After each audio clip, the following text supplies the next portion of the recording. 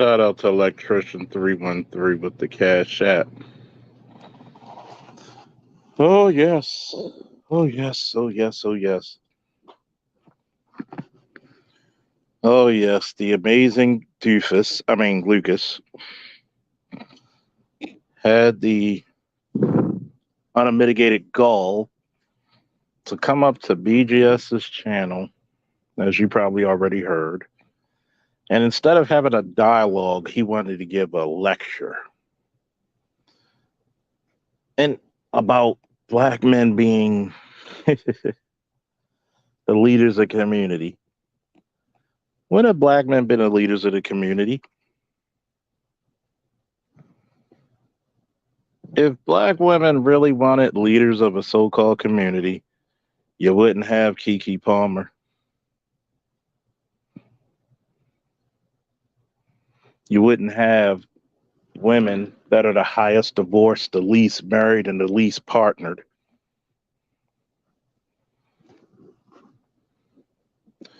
You wouldn't have so many women with a stink ass attitude.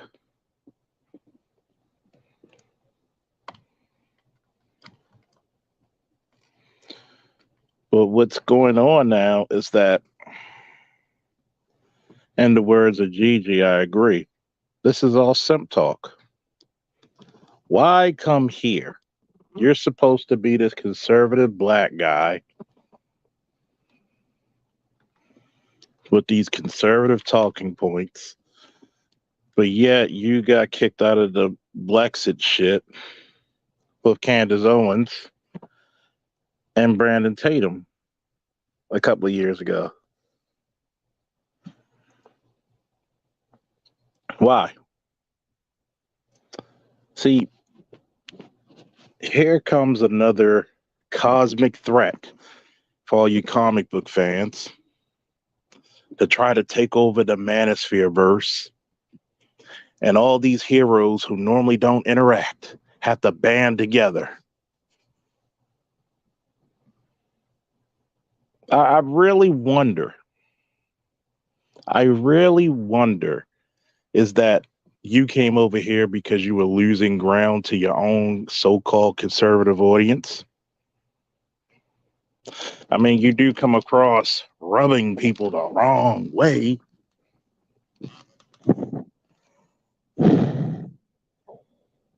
You go over here and call the place the Bussy Spear, but if anybody had Bussy, it would actually look like you, my friend. I'm not gonna lie. You seem like the kind of guy who counts how many black friends he has. And my question to you is this: have you been around the black community? Because I know lately that this multiculturalism bullshit has blinded young black people, young adult black people, from actually seeing the real world. And my friend, you sound just the same.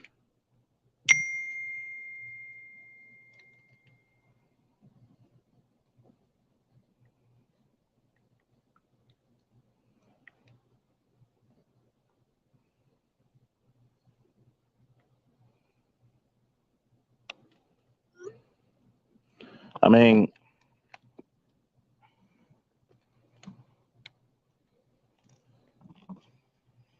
it's so funny that you'll come over here and speak to guys who are older than you, probably twice your age, if not three times your age, depending on how old you are, and try to school them on what they need to do. I think it's hilarious that we have so many Negroes trying to school older men. The audacity of you niggas. That's what I want to really tell you. The audacity of you niggas.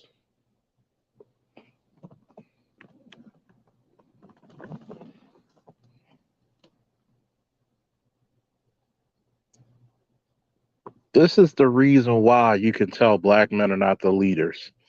Because if you're talking to BGS, you're talking to Green Gorilla, Obsidian, and others, guys who are more experienced and older than you in life,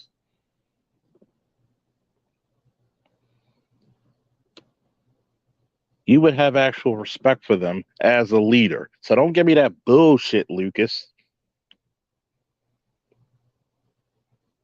Don't give me that bullshit, Lucas.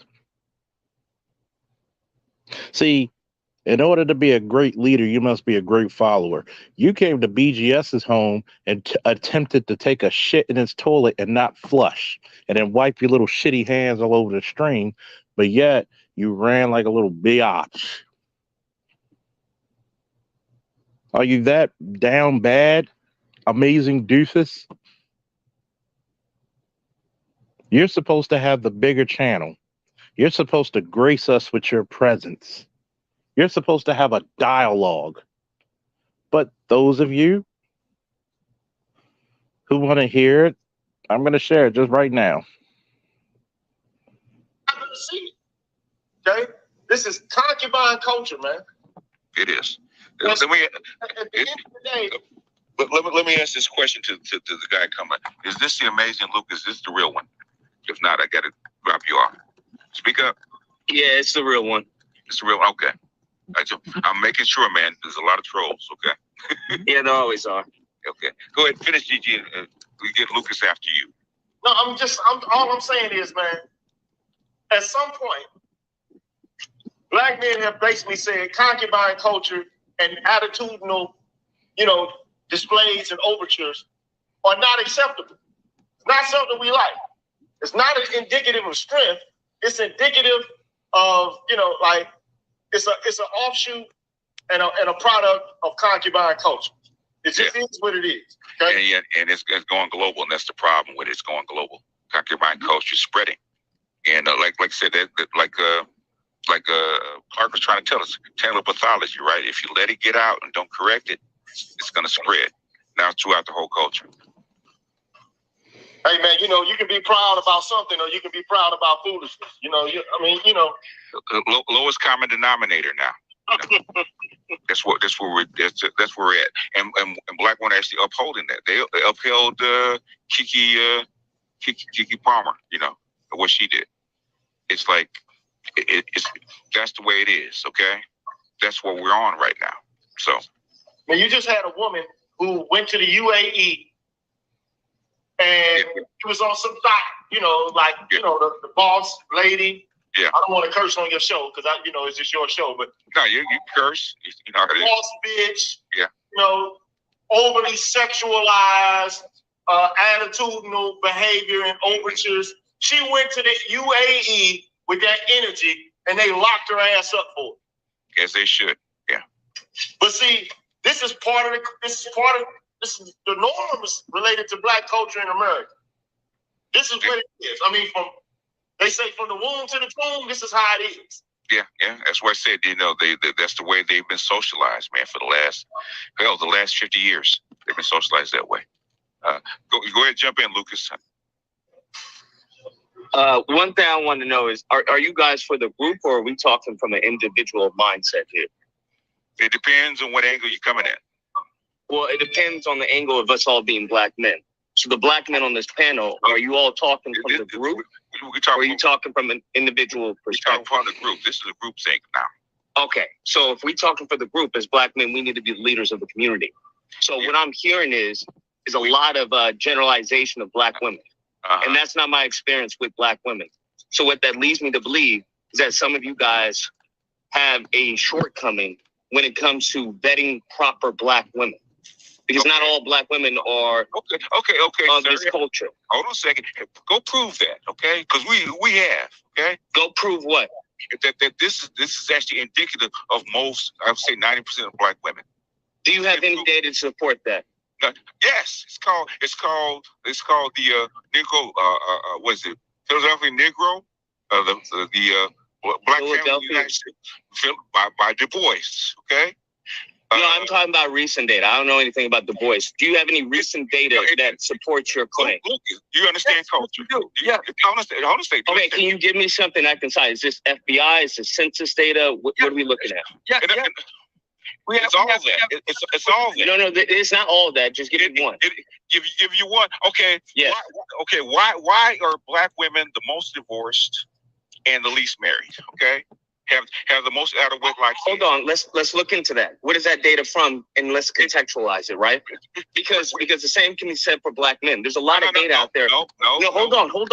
Lucas, The point that I'm making. Lucas, the point that I'm making. Lucas, listen. Listen to what I'm saying. Listen, I hear what you're saying. I hear what you're saying. Lucas, Lucas, it's my show. Listen, okay? You asked a question. The data is there. We've shown the data. The data's not there, bro. Because what you do. Hold on. Let me. Bro, you gotta let me talk, right? You gotta let me talk. Lucas, I don't have to let you talk, bro. Listen. Then you.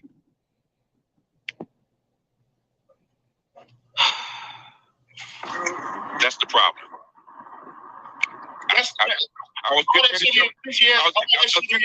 Go ahead, man.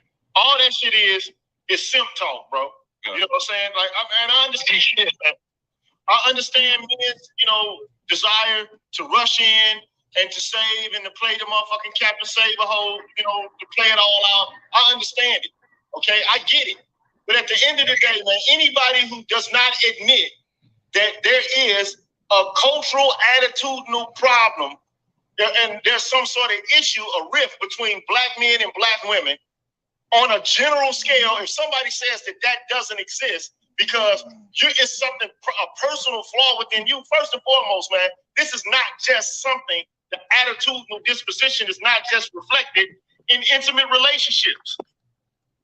This motherfuckers don't understand. They keep resorting and reducing this shit to intimate relationships. This moves to familial, like, structures, okay? Who's the head of familial structures in the United States? Camera on, Sauchi. You want your camera on or not? It's up to you. All right. So all I'm saying is this is larger than intimate personal relationships that people have with various, women. Like the head of the household, we've gone over this, man. The head of the household in the black community, 9 times out of 10 in today's culture is going to be a black single mother, man. Yes. Yeah. It just is the way that it is. And if she it's just like patriarchy. If she has all the control and you have none, and then she has institutional support, then you're going to have an imbalance of power as it pertains to social relationships. Bottom line. And you have to admit that. You have to acknowledge it. This is factual. It is what it is. Most of the time. And for people to say,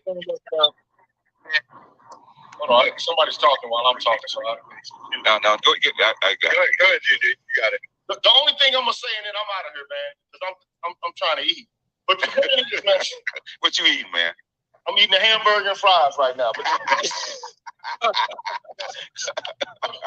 go ahead, man. The issue is, look, for somebody to argue that there is no problem, okay, between black men and women, they just don't want to see it.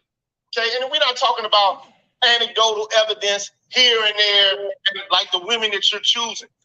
We're looking at evidence, okay, across the board. Do black women have a problem with black men? We know that they do, predicated upon slavery, Jim Crow, and second wave feminism. We already know what the issues are. Yeah. Now you gotta, as a man, you gotta determine for yourself what you will put up with, what you will accept, and what you will not. And it's okay for you to have conversations with other men to determine the standard because they're doing this shit. They've been doing this shit for the past 50 to 60 years. Yeah. They've been putting up the standards, coming up with value systems, norms, and all of this related to you and your behavior and what the fuck they say you're doing. But as soon as you even begin to reach the precipice of talking about what the fuck they're doing, it becomes a problem. It's injustice. It's generalization. It's inaccurate. Everybody wants all this fucking data. You didn't want data from these bitches, but now you want data from all of us. And we gave them data. We gave them data. I'm going to say this, man. Every time a nigga come over to this space, they always ask for data. But yet, these bitch-ass niggas and these wicked-ass bitches never bring data themselves. See, I could bring up all the data about why single motherism is the downfall of the black community and soon will be the downfall of Western society. I can give you data historical data and numerical data on why black women are the least married, the most divorced. There's a correlation there.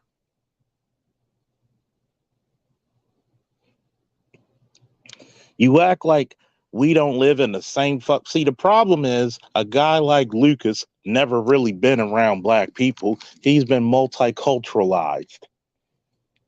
Motherfucker, you're a gamer, you're a bodybuilder, pick a struggle. You're an analyst for politics, pick a struggle. Niggas like you, instead of enjoying BlurCon, you would say something so socially awkward and out of place, you would kill the vibe. Nothing you do is special. There's many of times Art and myself will be on a live stream partying and bullshitting on a video game. What's the difference with you? But now we're this leaders of the community. Stop putting leadership when everything's fucked up on us. I'm going to say it again. Somebody need to put this in the chat. Stop putting the title black men are the leaders of the community while everything's fucked up. See, you ever notice the stigma? Well, you know, the black community needs the men to lead her up. But when everything's good, you don't hear about black men are the leaders. When a boy's going off to college, you don't hear about a black man being a leader, do you? I'm talking to you, fucking Lucas. And yes, I actually put your name in the title. I dare you to come up here, motherfucker.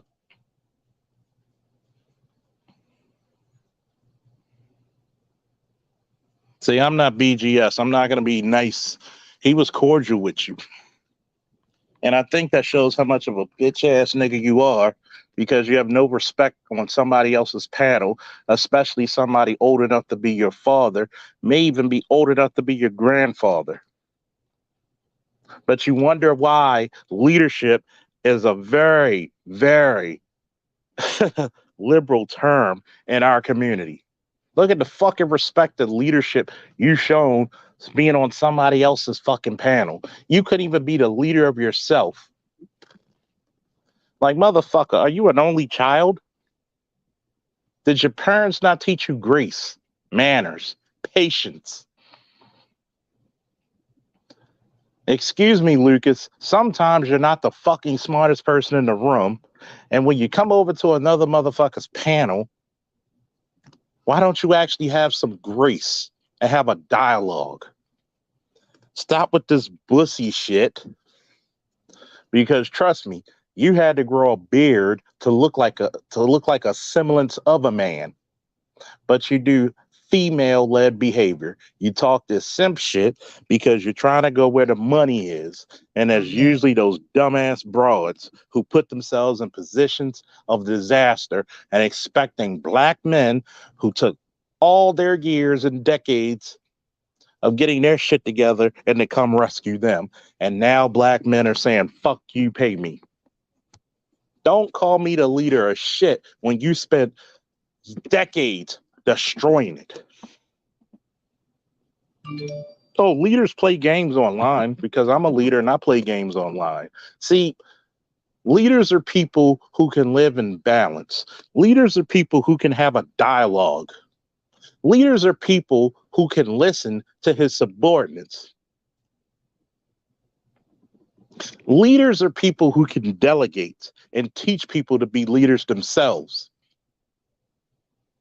See, everybody wants to throw around, I'm a leader, but not everybody wants to learn how to be one. Get the gist? Get the fucking gist? What the fuck can you tell me, you Lucas? What great accomplishments did you have in your life? You're supposed to be the big channel. But if you want black men to be successful, why couldn't you tell none of your goddamn subscribers, hey, BGS, we may not agree, but if you want some good content and some good information, listen to this man. He's brought a lot of good to our space. He's brought a lot of PhDs to our space. I may not always agree, but hey, if you want to learn something new, historical about black people, and somebody who does the actual research, subscribe to this man. But no, you do the same exact thing throughout this black community. And you know what that's called? It's called shitting on the next black man.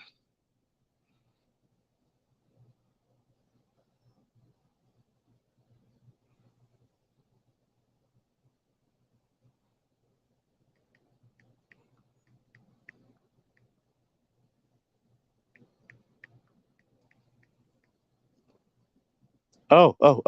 Was there something different I said? You shit on a black man, but you found out how much you embarrassed yourself, how much you embarrassed your brand, and how much of an embarrassment you are to yourself. You like trolling people. Matter of fact, a lot of you may not remember when I was on the Amazing Lucas show, when he was talking about police brutality. And because you think you're the smartest motherfucker in the room, you didn't know how much of a gift you got. Fucking idiot. You wanted to play this Officer Luke character that you always reclaim, instead of listening till your own subscribers and your own chat was like, no, he really is a police officer. But see, this is why myself and Art New Style TV say it all the time. Only black people will argue with the fucking experts. There you go. There you go. And then you couldn't even stay. You couldn't take your time.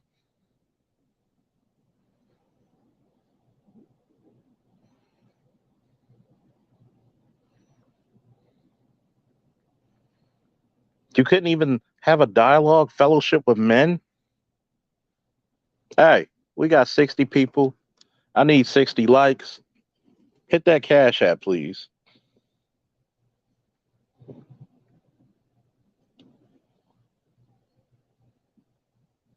See, this is the disturbing part about people like him. The real disturbing part is that you have no dignity. You have no respect.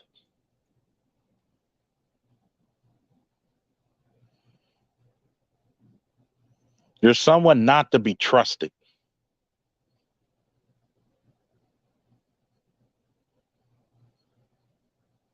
You want to make accusations about homosexuality, but I got to pull a Kevin Samuels. I know the LGBT community are watching our channels. If someone would have said this shit to you, you would have had YouTube fired up against them. You would have had so many discrimination suits, cease and desist letters. But I noticed one thing about it. When somebody used the word pussy against heterosexual black men, you motherfuckers are silent. And you wonder why nobody supports you anymore. Because you're just as phony as anybody. But it's okay. But it's okay to insult black men. That's what you're telling us, YouTube. That's what you're telling us, LGBT. What if I have somebody LGBT who's insulted listening to that material?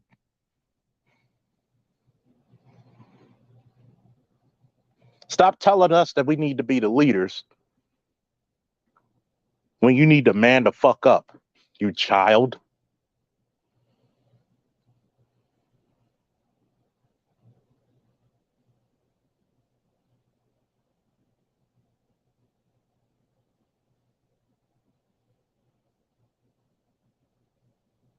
See, I'm just looking for these so-called enemies of the black manosphere.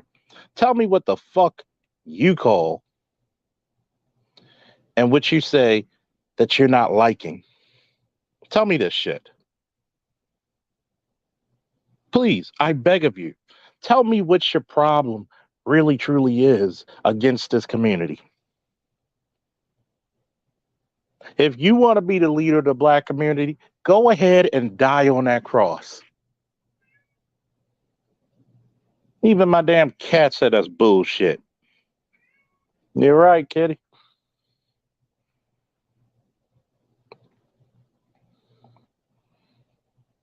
How many times you have fucking Kiki Palmer who got up and half naked as a motherfucker, somebody's mother, a newly minted mother who's supposed to be with a beard, and she's up there dancing with fucking Usher and his herpy having ass.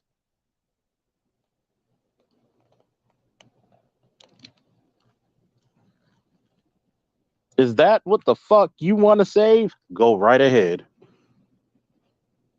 I've noticed everybody wants to talk about the leader of the black community, but nobody said, I got a solution. The fuck out of here, man. Hold on. I believe this, and I think this should happen. His belief system, his religious belief system, doesn't go with what he says. The logic that he uses doesn't go with what he says. So I think it's a. Excuse me. Do you have like a spare change? I do. Like all this. What I use it for? What happened? What you gonna use it for? It's like nah. It's like nah. I just want some water. It's hot out here. I got you. It is hot. It's hot. Yeah, you got like $3.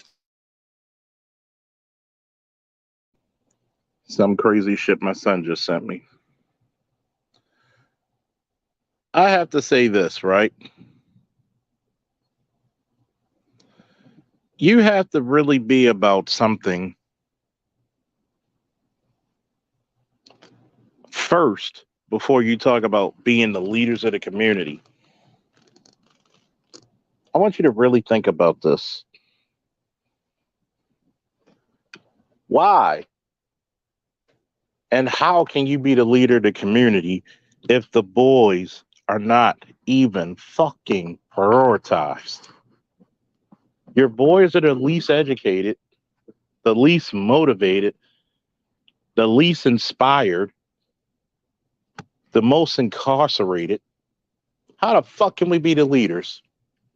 You got black women up in HR who won't even hire your kid.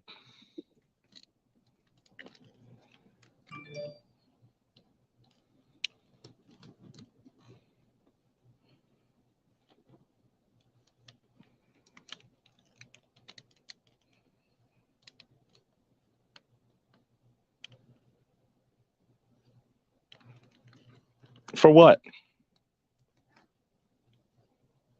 For what?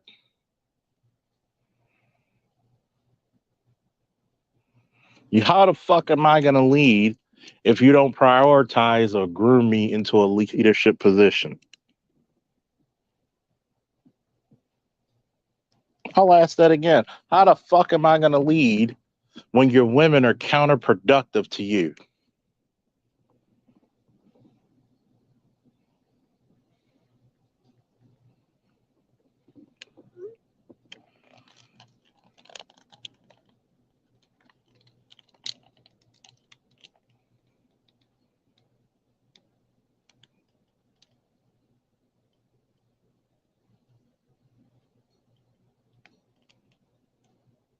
Somebody answer me that. How am I supposed to lead when my women are counterproductive to me?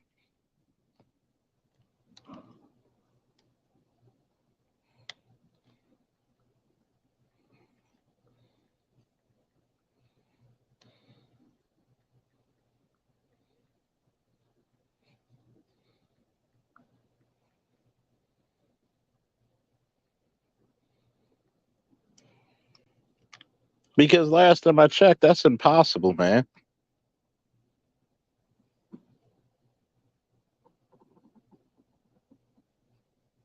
You want me to use an undisciplined, an unholy alliance with a bunch of bitches who would see my black ass dead?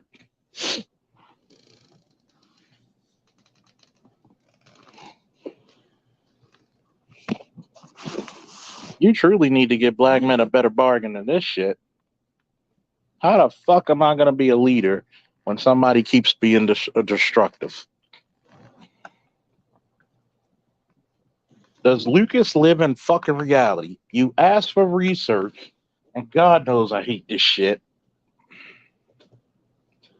People ask you a question, and because they're mad,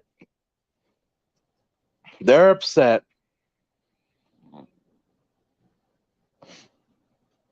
they want to throw away the fucking answer because it doesn't align with their fucking ideology. Pick a fucking struggle, please, my nigga.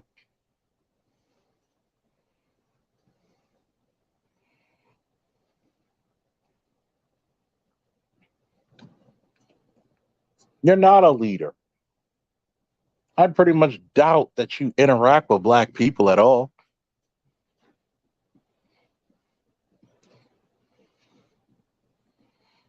Why should black men continuously take a bad deal? The greatest reversal in the world, my coach told me, was to never get in a situation or in the hold in the first place.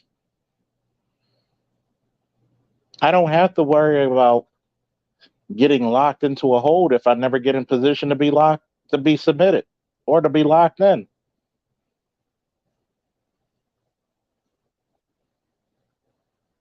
Position is king.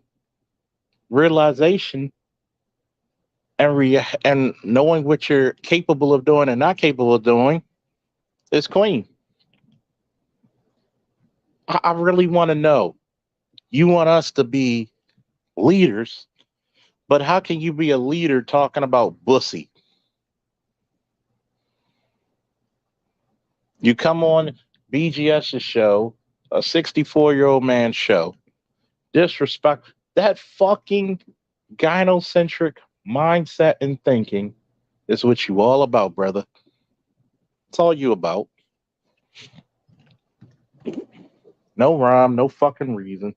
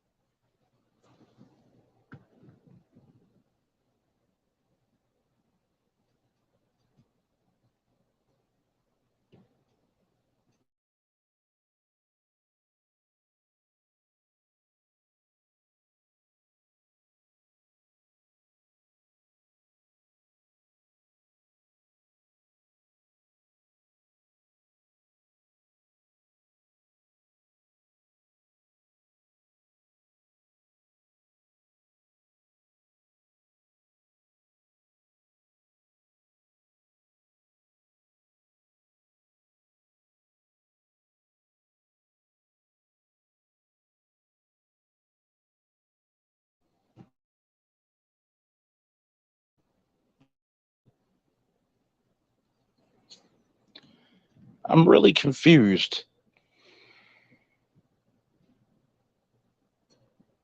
because for some odd reason, we're supposed to be legitimate in our delivery.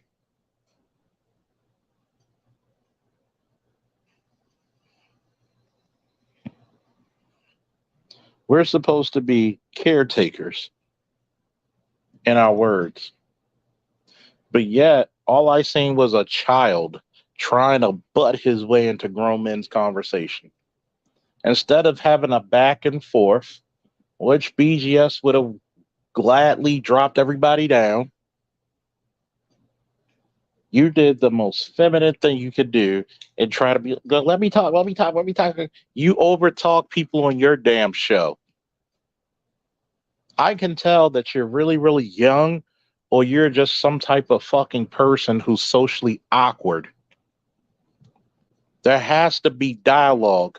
There has to be, somebody sending out a signal, and there has to be a person receive it, and there has to be a rebuttal or return.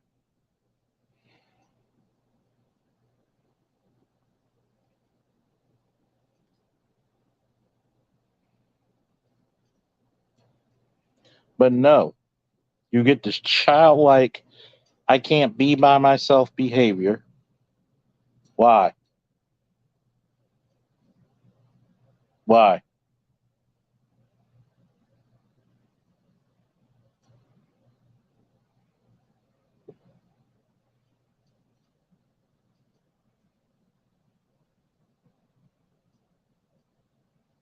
Because you're not used to being around grown men. That's the answer. That's the answer. This is what happens when you're not around grown men.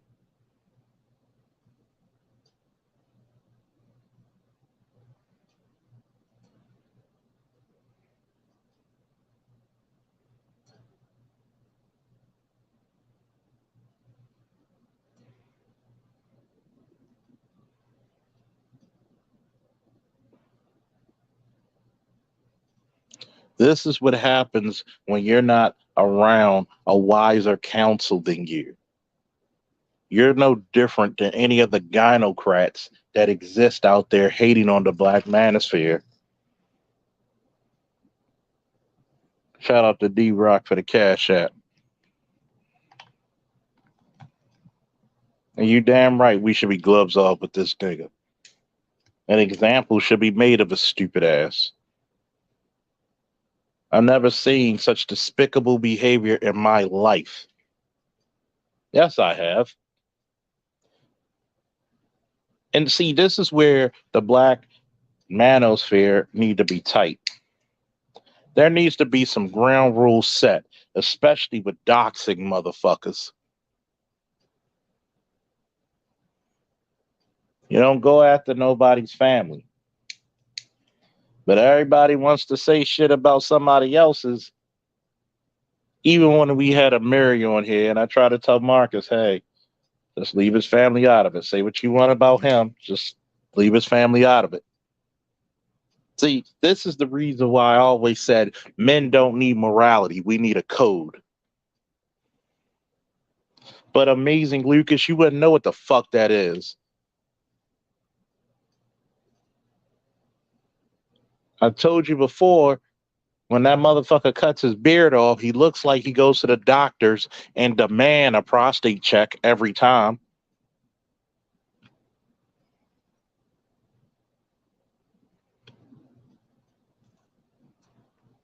Cornball ass motherfucker. Look like woman repellent. But then you have the audacity to come when intellectuals were speaking. And you think you can root your way in. Nigga, please. You can't say, oh, I'm picking on you. Oh, I don't see black women like that. Nigga, you're probably not around black women. That's why.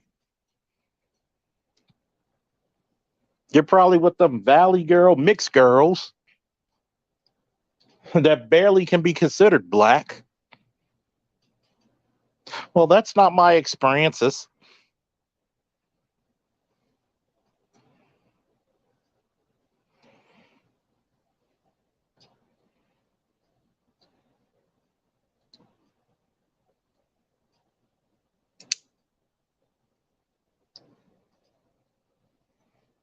This motherfucker here got a nerve to talk about somebody being bussy.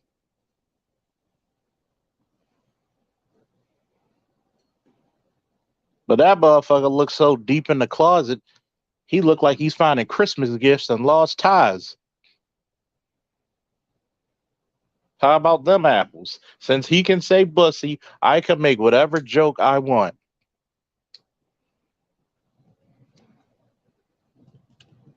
Well, I never had that reaction with women. Of course not. They were running from you, nigga. First and foremost, before you can complain about a bitch, your ass need to be able to get one.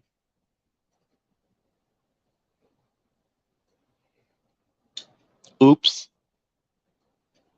You're going, what the fuck can you tell men who are married, who have children? Some of them got adult children older than you, nigga. Really? Really? I'll be damned. I got some nigga who looked like an extra from Saved by the Bell to tell me about fucking black relationships in the black community. Nigga, please.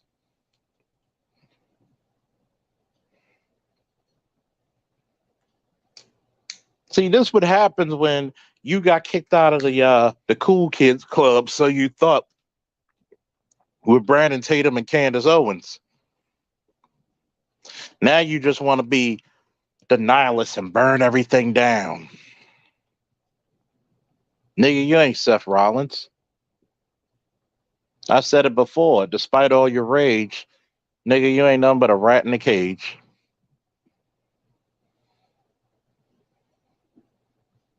You coming over to smaller channels because you need a villain. But what you got was your ass handed to you. See, the reason why you don't have the issues with women is because they're not trying to be in a lesbian relationship with you. Because what you did on that panel was pussy.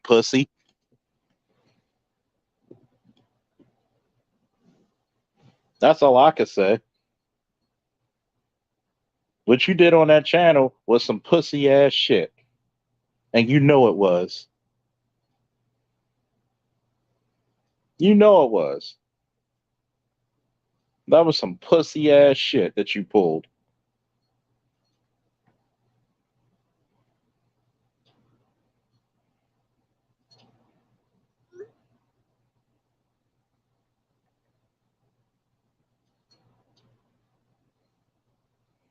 That's what it is. Some pussy ass shit.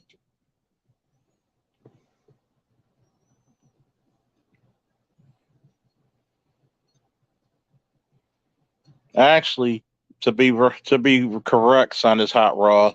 He looked like he did a scene with the women that Adam 22's wife will be sleeping with. I'll be damned if any of these niggas, like an Adam 22, like a fucking amazing doofus, tell me something about masculinity. What the fuck can you tell me about women with your abrasive ass? What the fuck can you tell me about women?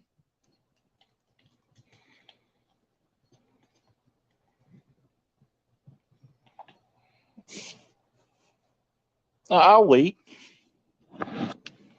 What can you tell me about women that I haven't personally experienced dating women?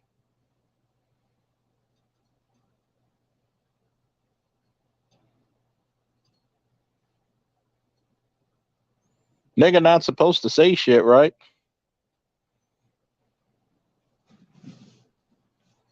Nigga not supposed to be able to articulate his fucking findings.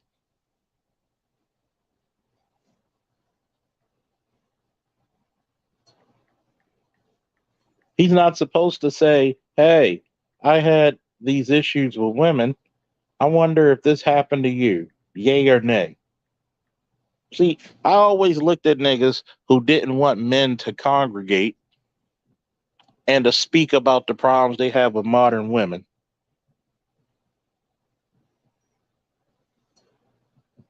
I always had an issue with that.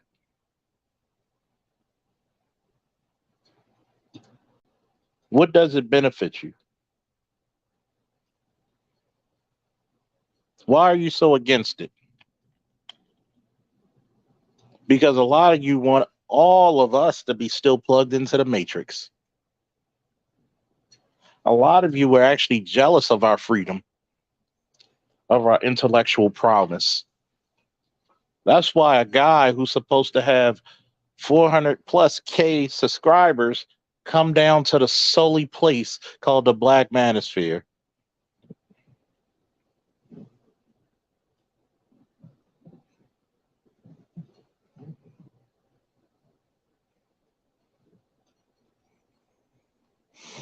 Of course they're simping for white men. Because them and their little girlfriends are tag teaming them. And most of these people have what? White girlfriends.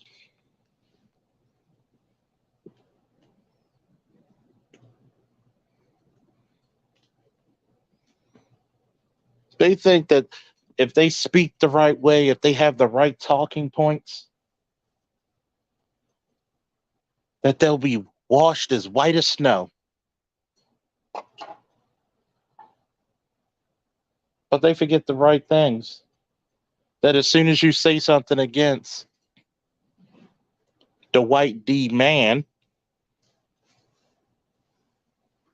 They will cancel you like a motherfucker. Ask Donovan Sharp. Ask anybody that turned against them.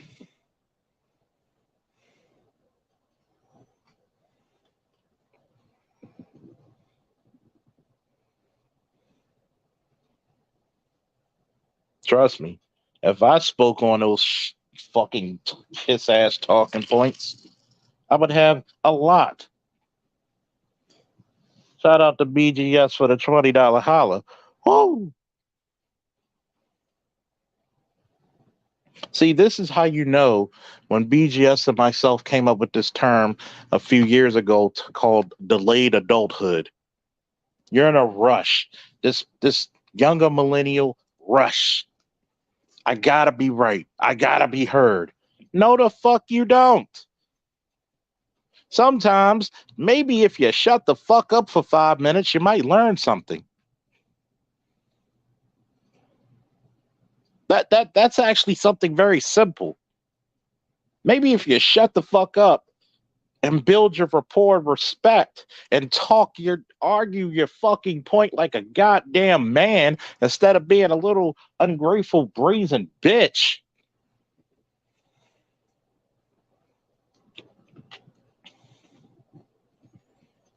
Then you would have earned the black manosphere of respect instead of lose it. I don't get people like you. Stop thinking you're smart. You're the smartest motherfucker in every room you turn.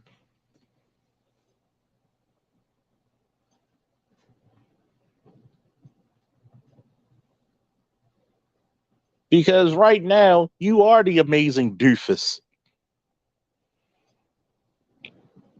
You want to talk about research. Do you know how much research is done for sociology? You have to go at least 20, 40 years back for anybody to take your fucking research seriously.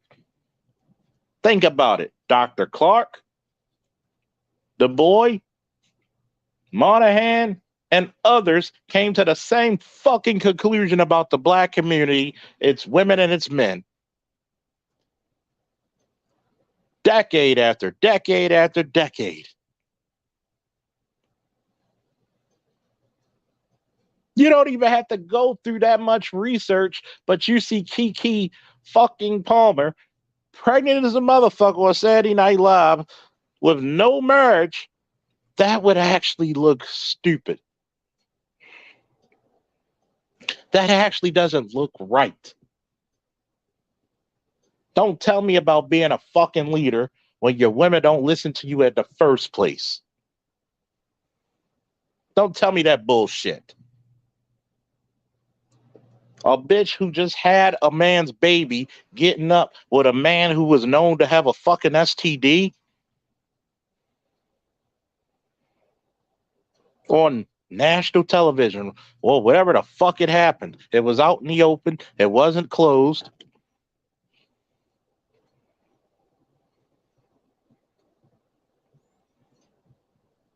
But yet you want to talk about what the Bussy Brigade, nigga. See, let's tell the truth about this shit. Please like, share, subscribe, hit the Cash App.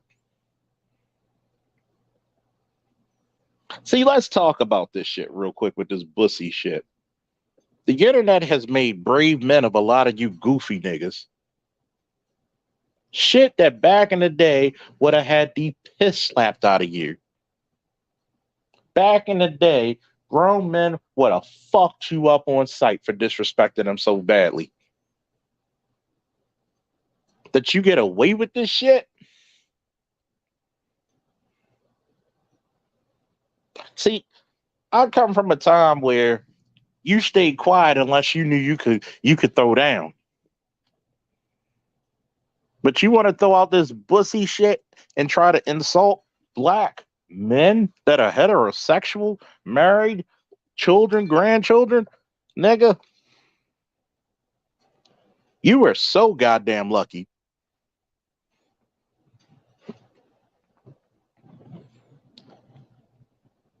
Because one of them older black men would have took that fucking cane or baseball bat, brick, A fucking sock, a sock with a fucking combination lock inside, and wore your ass out for such brazen fucking disrespect.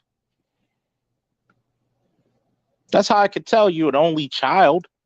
That's how I can tell you never been around the men, because you argue like a bitch.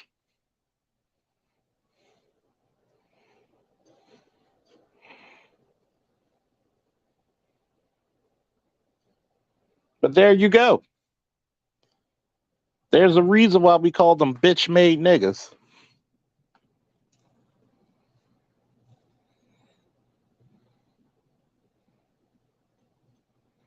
How you gonna tell me to how to raise a child, nigga? You gotta like women first.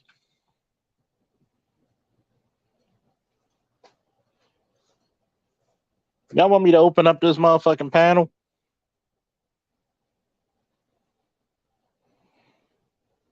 Give me woos in the chat if y'all want me to open up this fucking panel.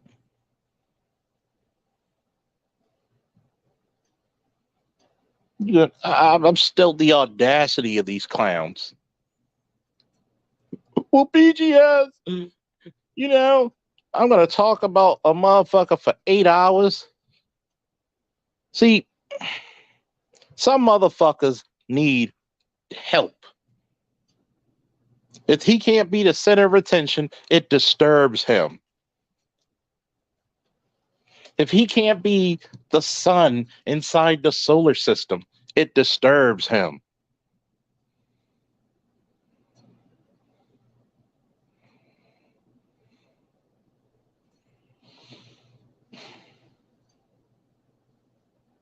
It's funny how some of the most unmanly motherfuckers got the audacity to talk about somebody being straight and a man.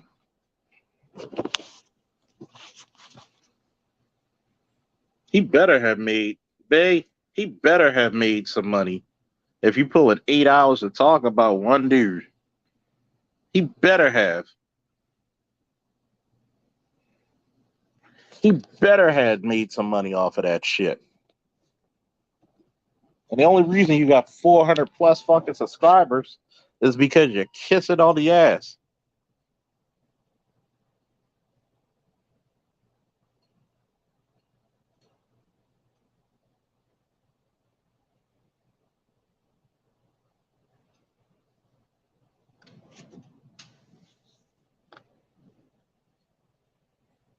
Kissing ass.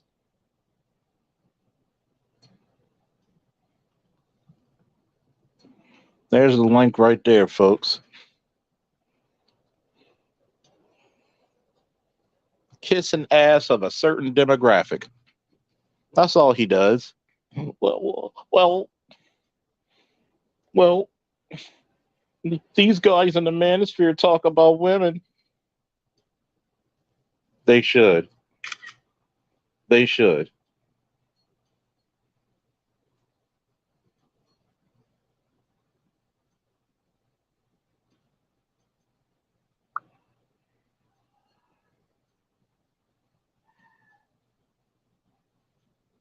Whatever happened about straight men talking about women?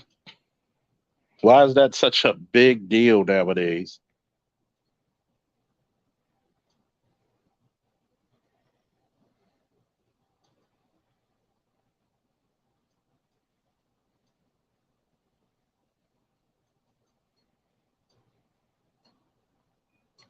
Why is that such a cardinal sin for straight men to talk about women?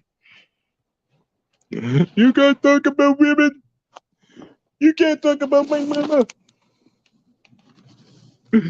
My mama needs help.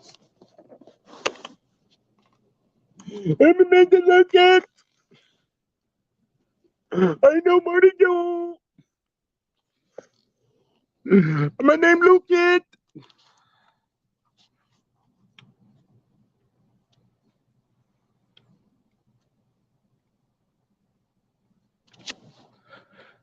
I mean, really.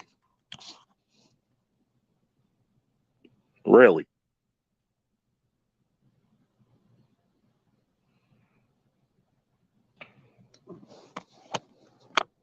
Let me think. I'm like, no, kid. I need to speak. You got to wait for a minute. Let me explain my side. You already said your side. But no, I'm looking. I'm amazing.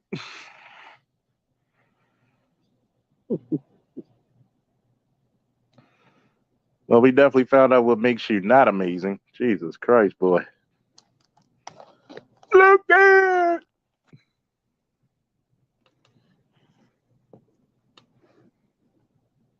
You guys need to.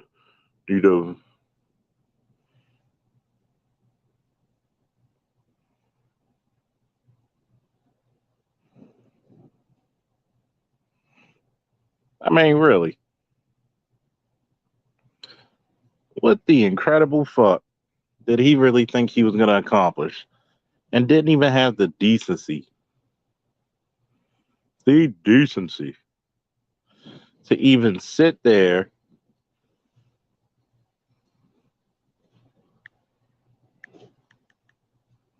and even go back and forth with dialogue. Earn your stripes. Get some respect out of some men. Nope, nope, nope.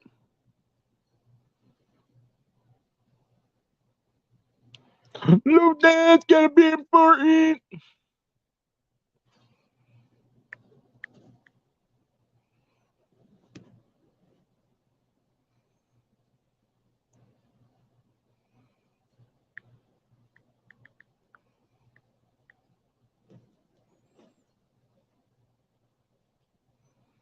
My name Lucas.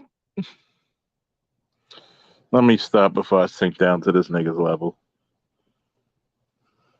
I mean, I want to point this out to folks, man. You got these Negroes coming down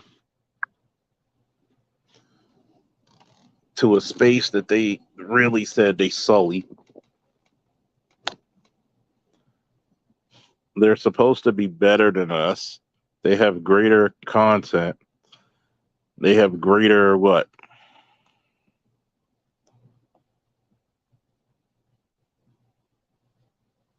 They have greater calling.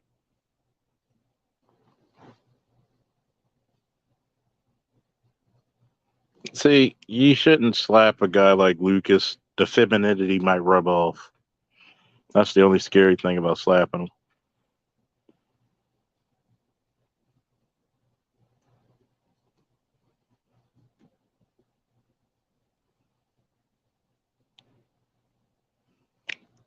My name Lucas. I'm just wondering, man. Do we have any respectful people out there, man? See, this is a spoiled brat who's used to getting his way.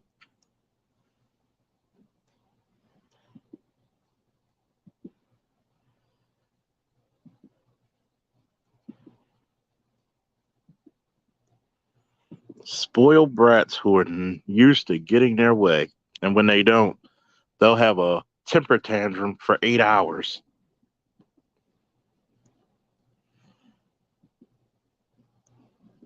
Who does that?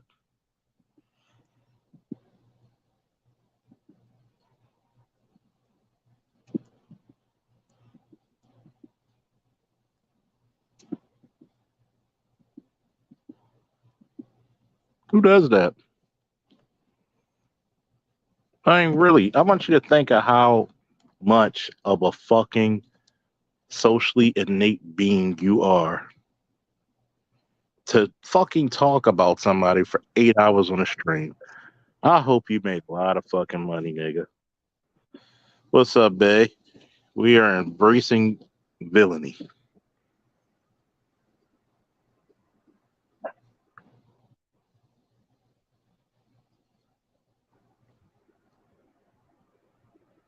You there, bae? Yeah, I'm here.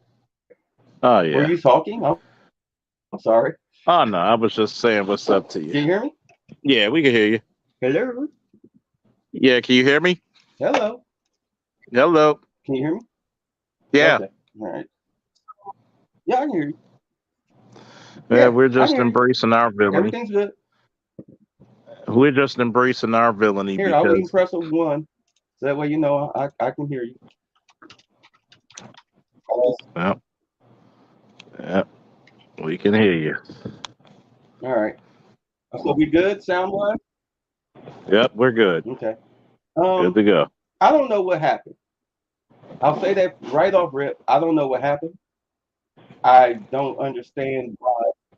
Okay. I don't understand where all of these uh legacy YouTube streamers who are not even a part of our cipher or whatnot. I don't understand where they're coming from or why they're coming over into this train wreck of a space to what? I guess knock over more rail cars. I don't get it. What is the point? This is what I'm trying to get. If you try to have a dialogue, right?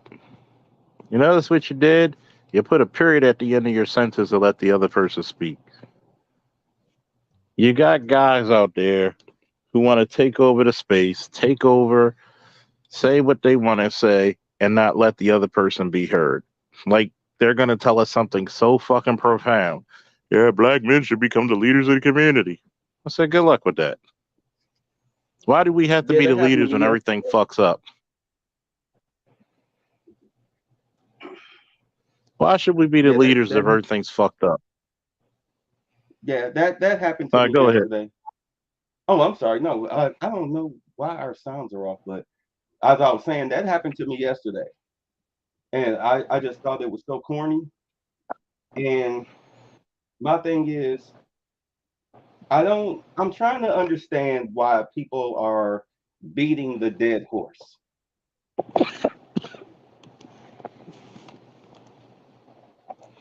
Go ahead about it. No, I'm serious. Why are people beating the dead horse? The space is in shambles. It's dead because the mainstream, quote unquote, public, well, yeah, the mainstream public figures of the space, they've damaged it. I've been saying for the past, ever since it went down for the past couple of weeks, it needs to be rebranded, renamed, and repackaged. Now you can still have your talking points, but it's just like if a company gets sued and it has to file for Chapter 11 bankruptcy, you don't come back under the same name. You change the name, you change employees, etc. Yeah. So, right. So coming back to beat the dead horse of what's formerly known as the Black Manosphere, I don't understand the purpose, especially when you're somebody that's not even a part of the space. Yeah. It's one of those things where some people need a monster. Some people feel as though they need a dragon to slay. And it's and it's funny because I'm like, what you're gonna do is what you're gonna do is actually galvanize the space that you say we are in to come at you. Well, son, it's hot rod. That's the problem. You don't handle business. It is a business. It's supposed to be ran like a business. Because if you don't run it like a business, then what you got is a bunch of bitches creating a hot ass mess. And that's one of the fundamental problems we have right now. Thank you. When you don't conduct business let me tell you why he was not on some business shit. If he wanted to speak to BGS or any content creator, as many subscribers as he has, he would have been welcomed. Because one, that would have brought a lot of light to that person's channel. And then two, if he had an issue with what's being said, he can actually get a true understanding. But still, you go by that feminist talking point, and what do? You do the same shit everybody else does. Well, I am so. You need to be the leaders of the community. What's the first rule of protection?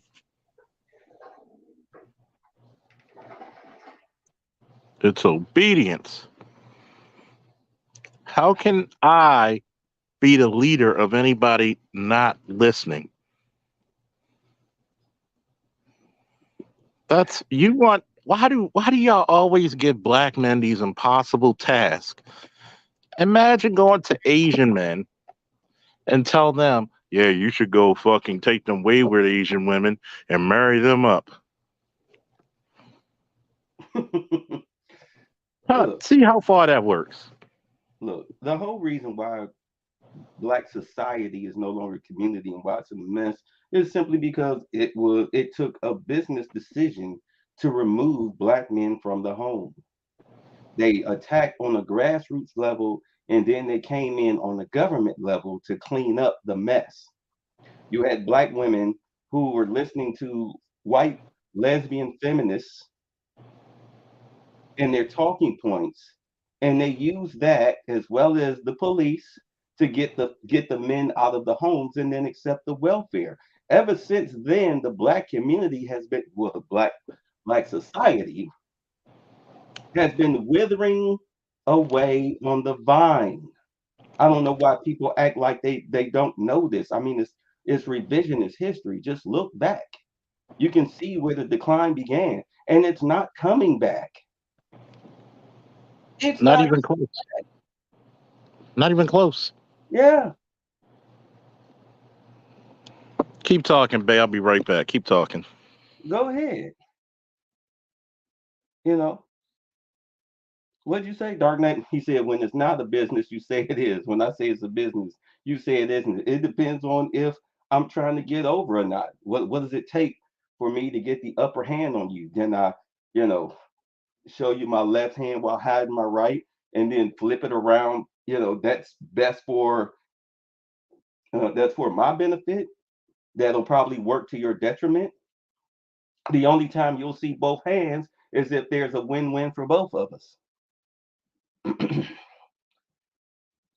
What you say? That you said YouTube content part.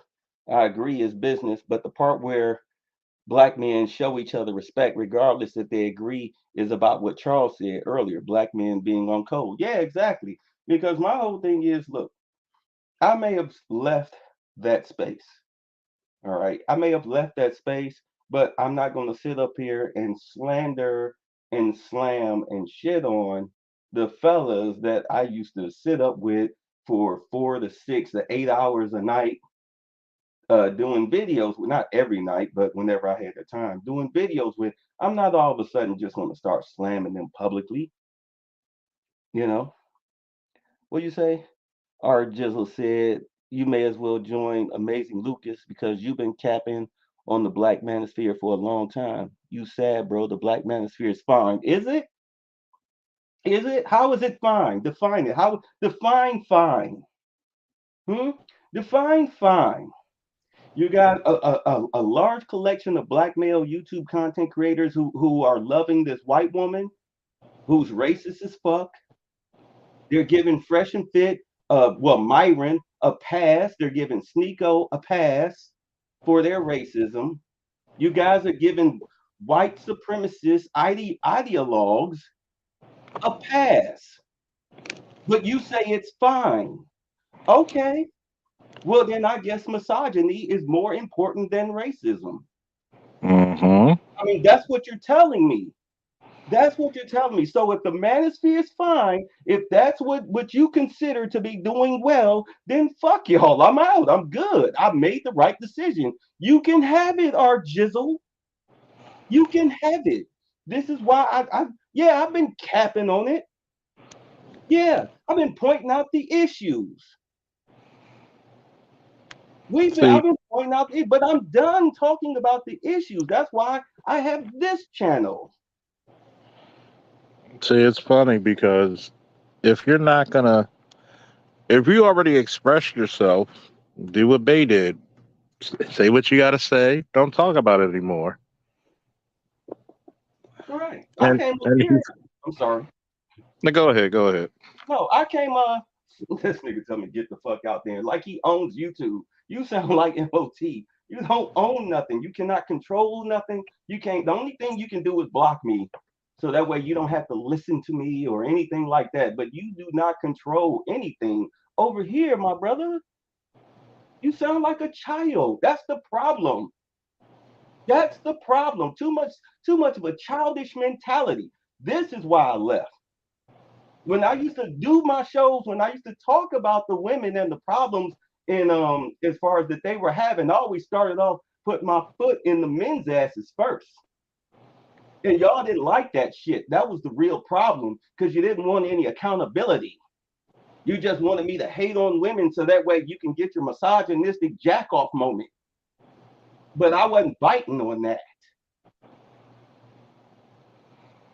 I mean, why I came up here in the first place, Charles, was to talk to you about Baltimore. yeah. Right. I came up here to talk to you about Baltimore, which I'll probably do later today. So if you want to join in, that's fine. That's cool. Because I mean, see, you gotta realize, nigga, y'all can RJs are just. What have you done for anybody in your life? here's what I want to ask, right? Why do we gotta always express our discontent with somebody when we can articulate it in a better way? See, this is the same reason I did this fucking thing. Because I said the same thing. You know, this is the part about being on a code. How is he whining if he said, I separate myself from the space? That's not whining. That's what men do. That's what men do. You know what it is. Niggas don't know what it means to be an adult. They don't know what it means to grow up. They don't know what it means to move on. These are the same niggas that'll be arguing back and forth with the bitch who dumped them. These are the same niggas that be following her and breaking out the windows of her car and trying to fight her new man and all of these them type of niggas. These are them type of niggas.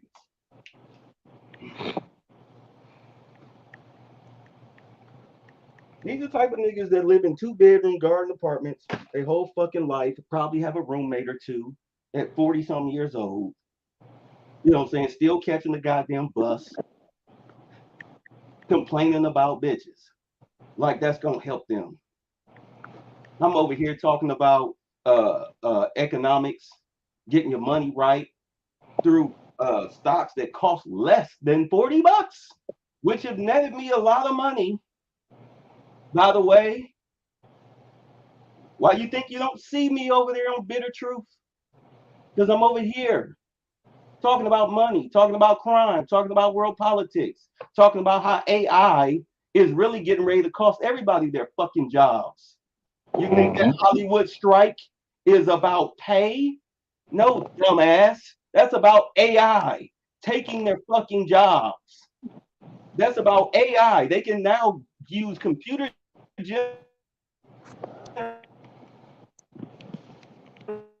generated images of celebrities. They contract with not of a line in there saying that they can use AI to generate your image forever. And if your lawyer is too stupid to catch that, guess what?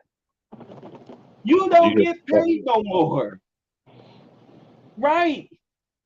They'll use your likeness, your image in an upcoming movie because they're already trying to do that with extras.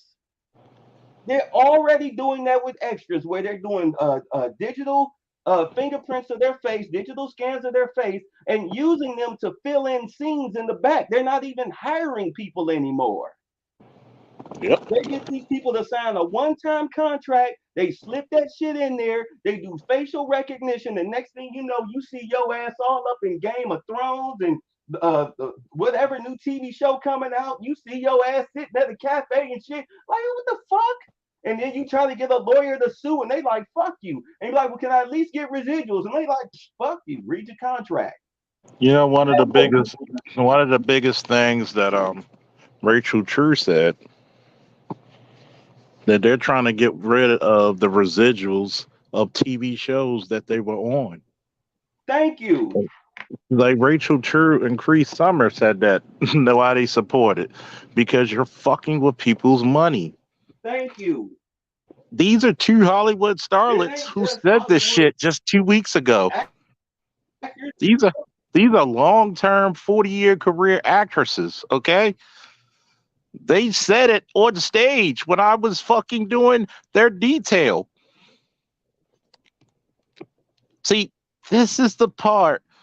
Sun is hot raw. Time him out if he's the sun is hot raw. Time him out if he says something anything else. Because right now, if he's saying you did this to the thing, I mean, really, you can't be talking about guests on the show and not have anything valid to say. Because if he didn't say anything about you directly, why, Jay Rizzle, are you going up on him? This is what the fuck I'm talking about. This is what the fuck I was talking about. He's an immature little boy. I don't pay him no mind. Yes, there are some things people don't have to agree with the black manosphere. I don't always agree with some of the things said. I respectfully keep it to myself, or I just stop listening. But you know, can we get back to the go ahead. situation? This was what Scarlett Johansson's lawsuit was about with Disney. Mm-hmm. People don't seem to understand that. Was that her lawsuit was not just ticket sales, but also in views on Disney Plus and the use of AI using her likeness, her images for future movies and shows. That's what her lawsuit was all about. Now, if corporations are switching to robotics and AI in order to cut off paying employees, not cutting off your pensions, cutting off your retirement funds, cutting you off, period, to the point where it's just like what who was that? UPS and who was the other big company? Amazon, and who's the other delivery? FedEx. They cycle through their employees every 3 years. That way they avoid you getting a union, they avoid you getting a pension, they avoid you getting a retirement plan, and they keep their productivity up. You look to the future, you see how they're cutting down jobs. They killed over 100-something fast food restaurants just in California alone. They're shutting down Walmarts, Kroger's, Big Bears, Publix, etc. This is all over the United States. People are losing their jobs. But you're concerned about women. They're busing migrants into your black neighborhoods who are eventually going to force you out. But your concern is about Keisha. Do you understand what I'm saying? The wages are stagnant, but inflation is keep going up. But you're concerned about Keisha. Yes. Am I lying here? I'm sorry. Are people? Is that BGS? It's me. Why do you think? Sir, it's been a long time. It's been a long. Why do you think black people and black men need to be concerned about Keisha? I don't know. You tell me. It's because number one, Keisha runs your community. Okay, it's number one. Does she run your house? Keisha runs the house. Yes, she does. Does she run your house? My house? Okay. Yes. I'm not married, but guess what? My whole family's gynocracy. Okay. Okay, but does Keisha, quote unquote Keisha, run your house? It doesn't. Okay. Does she run my house? No, but that's not the point. Actually, that is the point. No, it's not the point. As a man. No. The thing is, that's the whole thing, man. You guys talk about global and macro things, right? And then as soon as we start talking about global and macro things, then you want to talk about a household, okay? Which one do you want to talk about? You want to talk about the household? You want to talk about the macro? Which one? We're talking about both. No, you got to pick one at a time, okay? Because hold on, BGS. Wait. Well, let me finish. Let me finish, okay? Let me finish, okay? Okay. Because what I hate in this space, especially, right? You guys keep ping-ponging back between the two, okay? Pick a lane. Okay. Now pick a lane. Okay. So here, okay, so I'm a grown man. Okay. Mm-hmm. This is Mm-hmm. my house. I have Mm-hmm. people that live with me. Okay. Nobody in this house tells me what to do, Okay. male or female. Okay. Nobody in any house where I laid my head at, where my name was the principal on the lease or mortgage, told Mm-hmm. me what to do. If they Mm-hmm. didn't like it, they could pack up and go. Okay. So what I'm trying to understand is why would I be concerned about a woman out in the streets that I'm not dating when I have other more pressing concerns as a man to be concerned about? So in other words, pressing concerns is a group, right? Is a social group, right? Pressing No, concerns. I'm talking about me No, no, as no, a no. Well, man. listen to what I'm saying, okay? You have pressing concerns. You have to go, you got to go to work.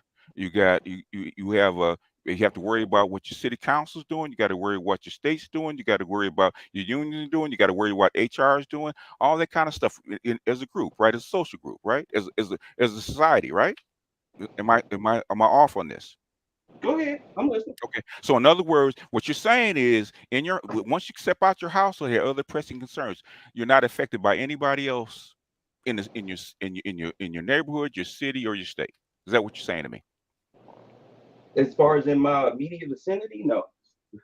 So in other words, how you pay your bills, how you get your money, all that kind of stuff, you can do that all inside your house. Yeah, possibly, depending on how you're set up. But yeah, you have a technological modern house, then yeah, you don't have to leave the house. In other words, your house generates money. In other words, you don't have to go online. You don't have to do none of that stuff. You don't have to have customers. None of that stuff, right? Well, you gotta have customers. But In other words, you have to connect into the society, right? You're not out in the middle yeah, of the woods, self-contained with a solar panel, and you right, and you hunt and fish, right? You're not doing that, right? right. You're connected into the society, right? All this stuff connects, okay? And basically when you're talking to groups of men instead of just yourself, okay, you have to address the issue with groups of men, especially your boys, especially how your boys are trained, especially how you retrain men to actually look at the globe, okay? Because they're trained in a certain way. How do you get them out of that? Well, it's gonna take their daddy to get them out of that. A Yeah, daddy, an uncle, a strong grandfather. But what somebody on the internet is not going to be able to do that. in fact, you're probably wrong because their uncle, their daddy, their grandfathers are all trained the same way. Right. And you're not gonna get somebody on the internet to do that Yeah. because everybody has their own special unique sort of lifestyle. One No person, two snowflakes are the same. one person, no. Would you have a large group of men on the internet? Yes. I can't even look. We can't even get black men to seize power right now when the opportunity is so ripe, but we can't get black men to seize power. I How do you? mean, serious How? political power How? by joining the police force. Okay. They are starving for officers all across the United States because people are quitting thanks to them doing away with theft Mm-hmm. under $1,000. It's now considered a ticketable offense, a slap on the wrist, if you will. So a lot of officers have quit. A lot of officers are apathetic. A lot of officers are taking early retirements, and there are big gaps in police departments. If black men want to be taken seriously, right now, their biggest aim, as far as those who are under the age of 35, all right, Mm-hmm. working age males, is to join the police department. The two biggest well, really three that you're going to handle is the physical fitness, the psychological, and Charles, what's the third one? Aptitude. The aptitude. And what, Okay, what's aptitude. so So let me ask you this, okay? well, let me If finish. Let oh, me oh, finish. okay, I'll let you finish. Let me finish. okay. If they can pass those three, what will Mm-hmm. happen is once they're on the department, they can become a political block. They can be a voting block. Mm-hmm. People will respect that voting block because I mean, what are you going to do? Tell the people that protect you, hell no, you can't get this. So that's how right now is the opportune time. Black men are politically invisible. Now is the time to be visible. Okay. How do you turn an if? How do you turn an if into something?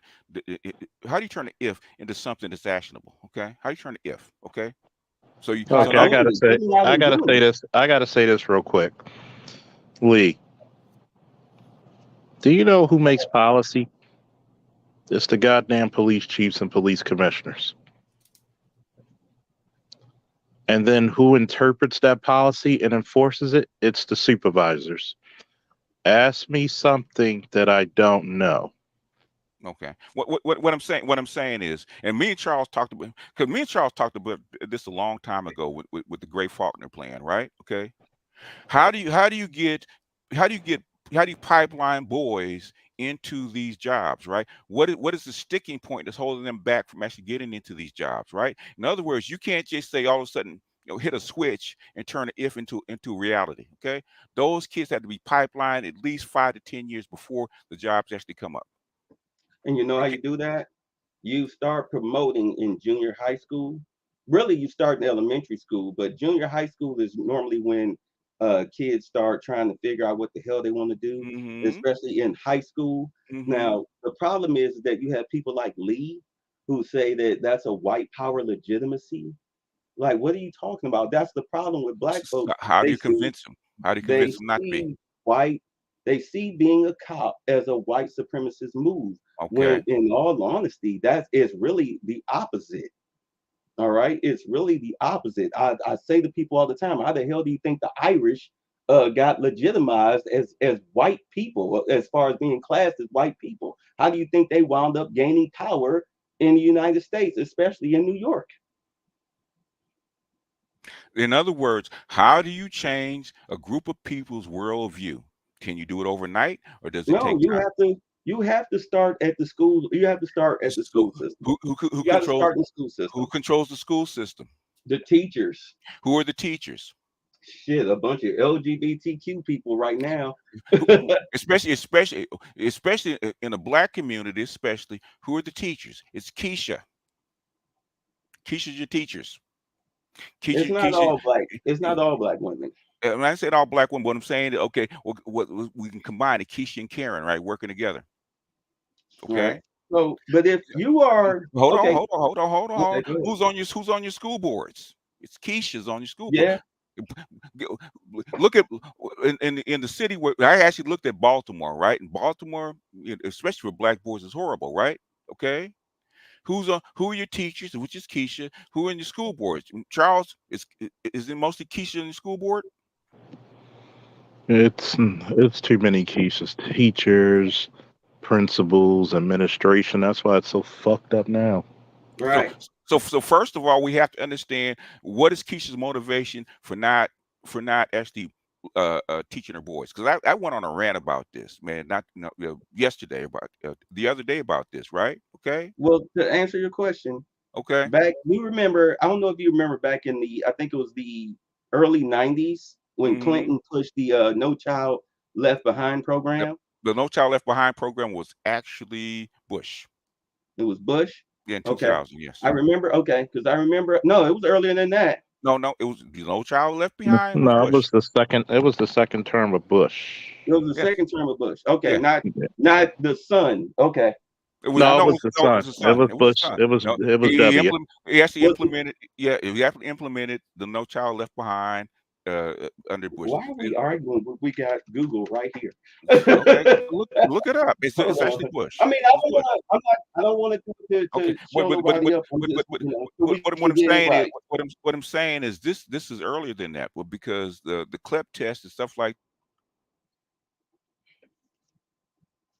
to the 90s, because my daughters and my sons actually took the CLEP test. Okay, no less. Okay, 2002 to 2015.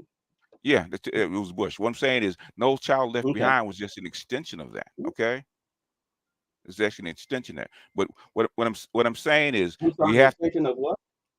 hmm?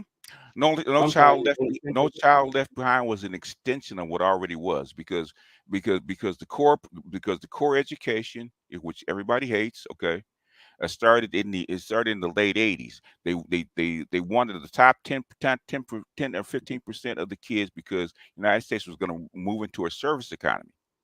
So they started separating the top 10 or 15% of kids that they wanted out from the rest of the herd, and they started giving them different teachers. Because my daughter was one of those people. Okay, they got different teachers, a different curriculum. Okay, Which daughter? my oldest daughter. It was actually in the when she it was 90. It's in 95, 96, I think it was. 96. So what was going on in 96 in the school system? Well, 96 in the school system basically you got to remember that was under welfare reform. Okay, and Okay. What Bill Clinton was actually doing was actually cutting 2/3 off the welfare, increasing the child support, and then he was actually having programs, especially for females, to actually excel. So a lot of your female programs actually started under Clinton, especially black female programs, Right. What was he scholarships, and doing all with that kind of the stuff. Huh? what was So what? okay, I remember the scholarships, but what was he doing? What did he do with the school system? I know he dabbled in the school system. It was just an extension of what already was. It wasn't anything major that he did. Okay. So, all right. So 2001, you got the No Child Left Behind Act. Yeah. And what wound up happening with that, of course, we know we got all of these black female teachers and administration and everything. You had that before. You already had Right, that because before. you drummed out a lot of the a lot of the male teachers got drummed out. I get it. Yeah, So they what got you pu- have, they got pushed up into the and they got pushed up into the administrative. But the thing is, right, it was actually Poppy Bush in 91 that tried to push in more black male centered education, but your intersectional feminists actually pushed back on that, right. which they always do. Go ahead. So here's what I'm getting at. Mm-hmm. Because of that act, and with the teachers that we have now, and also with what was the Obama Act, where you get 10% knocked off if you teach in the public school system, which is why we got all these damn Yeah, like a Teach for America thing. I think that's yeah, that's why we got all these pedophile rapist teachers, female teachers up in there. yeah. Still Okay. stuck in the wanderlust. Mm-hmm. Yeah. What happens? Of course, you're not getting a proper education. As the police department, if you're dealing with the city and the school board and you're trying to replace recruitment, you're trying to bring up recruitment, of course you're gonna have to go to these public schools, because private school kids are not trying to do that. They're trying to get, degrees as lawyers and doctors and engineers and shit. But you go to the public school systems, you get these kids who really have no career aspirations outside of going to the military or maybe working at a mall, which a lot of them are starting to shut down. You're starting to see stores shuttering. So what future do you have within the next 2 to 5 years as a young black male under the age of 35 when it comes to gainful employment? So if you any male, period. It's not just black. right. Well, I mean, we're concerned about us. Well, we have to generalize because it looks like it's just black men, but it's not. So Okay. any Well, male. all right, any male. So my thing is, if you can go into a collusion instead of the school to prison pipeline, you do the school to police pipeline. That way, not only do you can have cadet training. Remember how they used to have ROTC? You go cadet training, cadet classes, you learn to be a junior officer. So that way, when it's time for you to actually take the test and do the physical training and whatnot, you already know what's expected of you on the job. You're already pre-trained. They need to find a way to make a deal to do that. So that way, you as a young black man you're getting ready to graduate within the next 2 to 4 years, there's nothing out here, literally, fellas, there's nothing out here for you. So I'm gonna tell you. But the thing is, who's in control of this? That's what I'm trying to tell you. This is what I'm saying. You as a man, okay, in a collective like this doesn't mean that much. They've already proven that, right? Okay, they're already proven that. Okay, the best you have, the best force you have, right, is the black management, because nobody else is talking about this. Okay, trust and believe. Nobody else is talking about nobody. You know how many PhDs I got to talk to on a weekly basis that tell me nobody else is talking about this? And guys, they're clearly in an echo chamber. There are plenty of people talking about this. Not like this. Not like this. No. Not like like not like this. Not like What's this. up, gentlemen? What's up, gentlemen? Not even close. You know how many Hey, subs I got in the DMV area that are connected to politics, national politics. Nobody's talking about this no, except nobody. More to the point, BGS, old master teacher. Nobody wants to talk about this, and exactly I'll put a key word at the end of my sentence. Allowed. to talk but about this. I subscribe to people who talk about this stuff. I actually took a break Yeah. from talking about this stuff to just let stuff build.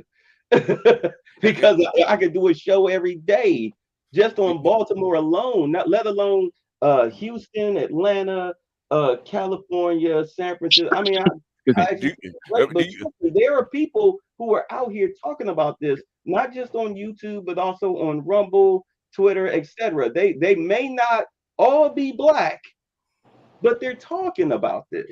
It's just that you guys don't see it. Babe, come on, babe. You know what I do. You know I see this. I do. You know what? No. You know what I do. Okay. You know I've been doing this for a long time. It's you know what? Me and Mr. Z doing and G doing a thing on neoliberalism, right? And how its effect on black folks. How many people period are doing this? Are you talking about? I remember you talking about it, BGS. I remember catching you talking about it a couple times. Are you talking about woke culture?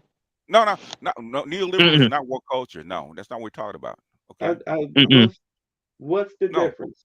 Because the neoliberals have taken over wokeness. They turned it into a cult.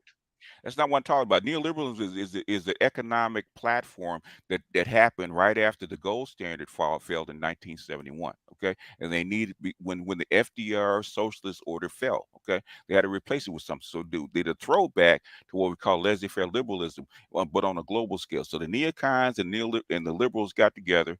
And the laissez-faire liberals got together and founded neoliberalism, starting with Chile in Chile in the takeover of Pinochet, and then rolled into what's his name? Ken Grin, what's his name? Carter. Carter was the first neoliberal president, right? And then under Reagan, when they started killing the unions, right? That's neoliberalism. That's a throwback to the old-fashioned laissez-faire liberalism. That's neoliberalism. It has nothing to do with woke culture. So you're talking. So basically, what you're talking about is really the money. The money, the politics, the politics, how you engage in warfare, your policies, like neoliberalism. In fact, I played it, Reagan and neoliberalism. The reason that you got what do you call it, the mass incarceration starting under Reagan is because they knew they didn't have no money. They knew that they had to have something to do with black folks. They were black men, especially. They were on the outs. Okay, so they started putting them in prison. Okay, starting on the Reagan. Crack, and then locked you up for peddling it. So they got you coming and going. Yeah. And that's when your school to prison pipeline actually really started under Reagan. So all this stuff is connected. Okay. Right. So basically, when you mention BG has a question, and this is just me out of pure curiosity. You mentioned the school to prison pipeline under Reagan. Would you say that would be about 84 or earlier? It basically, according to Gershon, it's under 83. 83. Okay. Right. Because my first sighting of it was 86 when I went to when I first entered high school as a freshman. Yeah. That's when everybody started talking about the school to prison pipeline. 83 under Reagan. You got to think about it. The war on drugs started with Nixon. Reagan galvanized that shit. I mean, Reagan galvanized it through both. Reagan galvanized it through both his terms. When did the war on drugs start? 1971, right? Right. Yeah. 1971. When did we go off? When we go off the gold standard? It was a 71. 1971. See, get the connections. There's a connection. There's a connection. They couldn't get the money up. All right. So what we're looking at when you're talking about when you getting back to your neoliberal discussion. Mm-hmm. So right now, what you have is them pushing, because I think that Fed coin has already rolled out, right? When it's supposed to roll out July 1st. Well, or did they push it back? Fed Now has already started. With Fed Now, the Fed coin is something I don't know if we're ever going to see. But Fed Now is to replace what we call the SWIFT banking system, right? How Right. the interbanking exchange of payments, right? But Fed Right. Now was actually an extension of what happened in 2017 because the first time I think it's called RTG, RTP, real time payments, right? And Right. Yeah. Fed Now is just is just the second half of that. Okay. Right. So because Okay. my thing is, from what I'm seeing, they're going to eventually, it's going to eventually uh just be US currency as far as any territories that they have. That, Mm, from what I'm understanding, is going to kill a lot of financial crime, or a lot of crimes that need financial success, if I'm making any sense. If okay. you're trying to have financial success, financial gain from committing a crime, there's a good chance you're probably going to get caught because of the blockchain. All right, which Okay. is how they want to push that shit. Okay. This is I actually went over this on my live stream like 2 weeks ago, I think it was, Fed Now, Hmm. and actually Right. talked about it, right? The really it's not the blockchain per se because the blockchain is just data, okay? But the really Yeah. thing is and basically just like any data, it has to be looked at by human beings. The big difference is what they call artificial intelligence, right? You can actually Yeah. look at the data and flag it, right? Yeah. And I actually said that the Chinese experimented with one back in 2012 called the trusted AI. Okay, they actually started catching people that were doing financial crimes and shifting money around. Okay, Yeah. but the thing is that to but you can really already do it because how do you transfer? You can't really transfer cash from say Chicago down to the Cayman Islands, right? It's got to be. It has to go through a bank. Okay, even Right. now. It has to be logged and digitally transferred. It has to be digitally transferred, right? And credits on one side, and it has to show up credits on the other side. They can already do that for the most part because like 98% of your 98% of what we call money is digital. Okay, you only have like 2 or 3% cash. I told people that name believe they didn't want to believe me. Because you have to show them. You can't just tell I them. You have to show them. did. I Let me did. step They on. don't believe Let me. me step on out of the way. I got Snowman Unfiltered coming tonight, probably 10 o'clock, where I'm gonna make the official announcement of my stadium tour to help cancer, Okay. to help people beat cancer. But I just Okay. wanted to show some support, I- really, Is really, is your really quick. is your link No. up? Thank you. Is your link up already? Put the link to I'm the doing. channel in the Go. chat. Let me know when your link's My up so I can share it. I would, yeah, I'll do it when I get back here from the barn because I got to feed some rabbits here really quick before I go on to the air. I'm on the air at 4 with my afternoon show. I'll put that link up when I get back in the house, and then Okay. I'll put the link up for Snowman Unfiltered for 10 o'clock. Cool. Yeah. I mean, one of these I'm gonna have to just do a whole month, man, teaching people how to connect the dots with this stuff. Okay. Because a Yeah, lot of people are connecting the yeah. dots with stuff. I Yeah, All they think right, that. gents. I It's love you. All right, I got to Master split. Man. remember back in the Black Manosphere when we had talked about the Ice Cube effect and black men's vote in politics. Remember we did that like 2 years ago. Yeah. Remember that? It's showing up Yeah. now because now all of a sudden you remember when I told Mike that that Mike that whatever candidate he's talking to that's unknown needs to come to the Black Manosphere, at least show up on somebody's show and get himself on the radar. Okay. You just had one who had this Indian dude show up on a black male podcast. Okay. In other words, what I'm saying is this is the wave. What we're trying to do is point out the wave. So basically, we remember we're telling them about Stacey Abrams had a black male problem and the Ice Cube effect like a year ago. Yeah. Yeah, this stuff is showing up in Democratic politics now. Now Republicans are actively trying to recruit black males in this space. Okay. Yeah. So in other words, this space is a lot more influential than people think. Okay. I Passport think, Bros is a hashtag. Now it's global. How does that happen? but Passport Bros has been a global thing. No, the Even when I hashtag mentioned it, I understand that it's a digital age, but even when I brought up Passport Bros to my father, he looked at me and laughed, was like, "What you know about that?" You know, he's 76 years old. He ain't on the internet. It's a oh, I mean, I mean, it just What, it what I'm just galvanized. what I'm right. saying what It's I'm saying. just, yeah, it's just Okay. repackaged. That's No, all. no, Oh yeah, what and I'm by the saying. way, Go ahead. BGS taxes in effect, people. What I'm saying is What's the BGS tax? in other words, that they're following me over, okay, Okay. and I put in a link. They followed me over because they want to hear me talk. Then whatever show I'm on, there's a tax, $1 or better. Okay, Oh so wow, I didn't know that. Is that what that we're is doing now? that is a way to actually ingratiate and support uh, the network. Is Okay, that what we're doing now? that's what we're doing now. Yes. Okay. Okay. All right. Do you have an Yeah. issue with Woo. do you Woo. have an do you have an issue with it? Yeah. But You do. Why?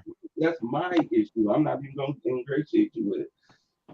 Okay. And It's just that I put it to you like this. You know, I am not here to collect money off of I women. didn't say you were. I know that, but you know where I stand with that. So Oh, that's my issue, not yours.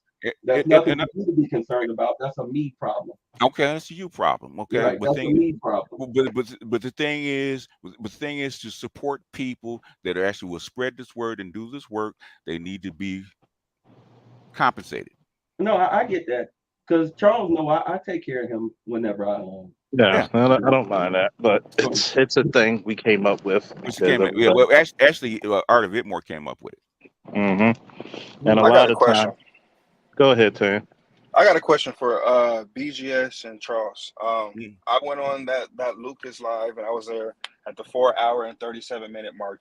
And Mhm. somebody said a comment in the section right now. Motherfuckers is asking me if I'm married, why the hell am I in this space still? And I Okay. said I want to help other guys figure out how to pick the right person and what it feels like to be with somebody who actually loves them for who they are. Mhm. And I'm tired of getting this fucking question of why the hell I'm in this atmosphere, in this manosphere, and I'm married. What do you say to that? I'm And, I'm, and go ahead, Charles. I'm gonna say this. One of the biggest things, because I knew you a minute way before you got married, right? Way before I got married. Correct. One of your biggest things that you talked about is that okay, I never been married, but these are the traits you should look for in your wife. Yeah. I'm gonna give you advice. What you do with that advice is your business. But I'm not gonna let a person go blind and said, look, if I was getting married, this is what I look for. What do you want to know? Or I will say this even better. What do you choose in a wife? Mhm. If you're not getting at least 80% of what you want, don't pick that. Mhm. And that's one of the reasons why, see, people don't talk about this part, the important part of this sphere of when we actually encourage guys to find good wives. If you can find a good one, you better keep her because you ain't gonna find another one out these parts. How many times have you heard me say that? Well, It's a guide. It's a guide. But I feel like they want me to practice individualism when I don't think men operate like that. Nobody I think operates like that. correct. And if I want to stay around here and help other guys out of what the shit that I went through and how to get over it and Yep. how to find a wife and what I seen in the wife, I don't see a fucking problem with me doing that. You're giving back, which is what Yeah. you're supposed to do. And Swamp of Descendants, who are you? He's been on my panel quite a few times. All right. Yeah. All right. Had to get the nunchucks out for a minute. You know, No, he's all right. Yeah. What's your opinion, BGS? Basically, you're right. The thing is that what we're doing is giving back our experience. That's what the whole group is about. Not just the talking points, but the thing is when you get on panels or you actually talk about your life and what you went through, your mistakes that you made, what you would have done better, okay, and give back your experience about what you went through in your life. That's what it's about. It's called group. What do they call it? Group research. Right. That's what it is. That's really what it is. Even Maggie, the psychologist, said the same. It's like a big group therapy session. Okay, just sharing what you've been through and sharing what you've been what the woman that you pick or whether she's good or bad, what mistakes you made, what was good about it, what was bad about it, what you've done differently. Okay, how do I look for the next one or what you should look for in a woman that acts like this if that's what you want. Okay, that's what it's all about. Nobody talks about that. Everybody thinks The it's just pushing success. back. Yeah, Yeah, exactly. success and failure. Because I don't want you to step in the same pothole that I stepped in. Okay, Right. hey man, don't pick her. Because me and Charles talked about that, a few years ago. There's a reason that you don't try to fix the chick. Okay, Correct. don't go down that path. Because I went down that path. I went down a path. Charles knows what I'm talking about. I went down that path for 7 years. You can't fix that, right? Right. Because you're going down a path that already been down, and this is where it ends. If that's where you want it to end, right? Go pick a different woman, because that one is wrong. In stocks and money investments, the best thing is trying to avoid bad ones. Okay. Mm-hmm. Right. How do you avoid bad ones? Right. And I don't know if you had touched on this. Either of you guys have touched on it. When I was giving out points and stats, and I said, you know what? If I'm wrong, give me the good part of them. Give me the good part of the ABW. Because 90% of you guys on this panel is not married. But since we're lying, give me the truth. And no one was going to give me the truth. And could have gave me the truth that night. It was like 2 nights ago. And I was like, man, this is a whole bunch of circle jerk conversation bullshit. Y'all just want to just troll. You don't want to find answers. They're not trying to find answers. Yeah, that's all it is. It's just trolling. They just basically want they claim they wanted black men to say what was going on, but they don't want them to speak. So they're essentially saying, don't say anything anymore. We're tired of hearing it. We rather hear our mom and them complain about you guys or whoever they have in a fantasy, because mama still got the D-cell battery in their back and they won't let mama go. The mama D-cell battery. It's hard that mama D-cell battery. Man, my brother has yet to ever confront my mama, and my brother's older than me, but he's the oldest. Mm-hmm. And he was the one that was born to her when she was a teen. Mm-hmm. So same here. He can't get it out of his head, and his fiance recognizes it. But I mean, I tell my wife all the time, I don't know how he does it, but I can't do it. I can't do that shit. Yeah. You have to tell them when they're wrong, and once you tell them when they're wrong and you establish that, then you break free from that kind of thinking. Yeah. See, you got to think about it. For you to break free from that thinking. Yeah. It helps when you hear other guys tell you the exact same story. See, people forget the number one reason of the space is to make men realize they're not crazy. Yep. And a lot of times, I think that a lot of guys are afraid of their mothers because they look at this deitized version of their mothers.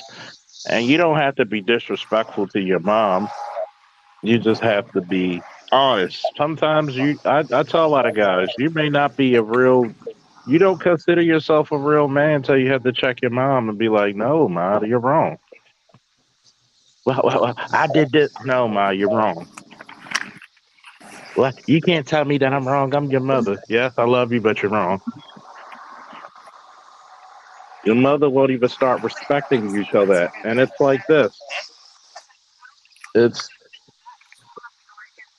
Okay. I gotta just mute her. You got a lot of guys out there that they, like, if somebody said it earlier, they're afraid of women in general. They're not, they look, instead of looking for a purpose on their own right, it's always to a woman's, pleasure or consent. Like, you got guys like Bay who would honestly tell you, look, Bay tried to get over the first thing smoking the fuck out of here. I don't blame him. Any man who can afford to get the fuck out and still run a business, get the fuck out or still run a business. If you got a good wife, stay with her. If you got a chick that offers you nothing but headaches, get the fuck away from her. Get the fuck away from her. But the craziness about it is a lot of us as men, we take that as like a badge of honor and courage to deal with somebody's dysfunction and try to fix them. Fuck all that. If you need to be fixed, you need roadside, not me. Anybody else want to get in? Well, I'd also add on the marriage tip, is this also helps us articulate these points of views even to our wives, and that I try to tell guys who, especially if they haven't had that conversation where they stepped up to their moms, right?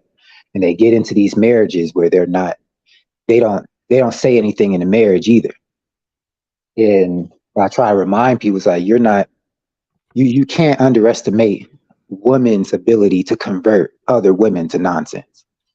True. You know, and the problem becomes if you're not able to articulate these things well, which is what this space helps a lot with. It helps you just break it down well. And it's not like she's going to absorb it immediately, but once you break it down a couple of times and then just finish it, just watch. The people who are telling you these degenerate things, just watch and ask them serious questions like what's going, don't poke and prod too heavy because then they're going to dig into you a little bit. They may put up the walls, but just ask them about what's going on with the finance thing and how they truly feel and yada, yada, yada. That thing, the truth starts coming out, the failures start coming up. And then it's like, oh, dang. Yeah, she was on some nonsense. I told you. And then you may get you were right from a black woman. And that's an achievement. It is an achievement. Trust and believe. I know that. I heard that one. Yeah. Years later, though. Yeah, it's this space gives us a good value on that, especially since in person, you have a tough time getting guys to really sit down and articulate what's going on, while the women's are doing their, war table talks. I didn't heard a couple of those little war table talks they do. Hey H. Before that though, the women was talking when they was teens, giving out information. They was giving them women information when they was teens. That's how they learned that hustle for all the benefits they got when they was 18, 19, in college, out of college. I gotta correct you on that. Go ahead. I'm gonna tell you the ugly truth. They've been learning how to manipulate men, starting with their daddy and starting with elementary school. Mm-hmm. They've been manipulating men. But if they could walk, you'd be surprised how intelligent and how quick a baby will catch on. Yeah, I got 2 daughters. Yeah. And when that girl tries to bat her little eyes, and then can you do this? So think about this. By the time a boy reaches dating age, that girl has a decade of knowing how to manipulate men. Why? Let me tell you why. Boys can't really do that even with their moms.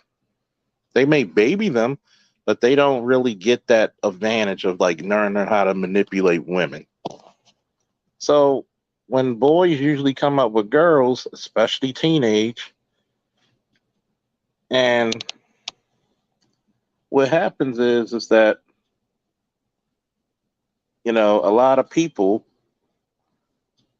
don't even school our boys on the women's nature. I'll tell you one thing. It's your mama who told you that bitches ain't shit before anybody else in the world. But it's also your mama who puts a price tag on a girl's pussy. She will teach that girl how to manipulate men, but she will never teach her son on the nature of women. And that's one of the reasons why you have such a fucked up, unbalanced way of life in the black community. She will tell her pregnant daughter, teenage or not, you need to go get some stamps and this. Go get your WIC. Go get your vouchers. And guess what she's going to say? Put that nigga on child support. Knowing that you can't put a child on child support, guess who's got to pay the bill? The parents. That there, Charles, is like the biggest smoking gun I use all the time on the marriage tips. Is that I usually, at a certain time, I just get tired of the conversation, and ultimately, I just end up saying, just look for signs of the resources being mismanaged. Just look for it, and you're going to notice things like, wait a second, you guys are about an $80,000 household. Why are your cars being repossessed? You guys are $80,000 household. Why are you taking personal loans? Why are things going overdrafted? And then the problem also becomes that when the men are not used to like checking that stuff, what you're doing is you breed that misandrous type energy. Like, what type of philosophy is she supposed to develop if she's able to mismanage the resources with no checks and balances? You force a philosophy to justify that type of nonsense. And then a lot of times it really doesn't take much to just say, hey, you're mismanaging resources. We're going to have to rethink about this. We're going to have to rethink about what's going on here.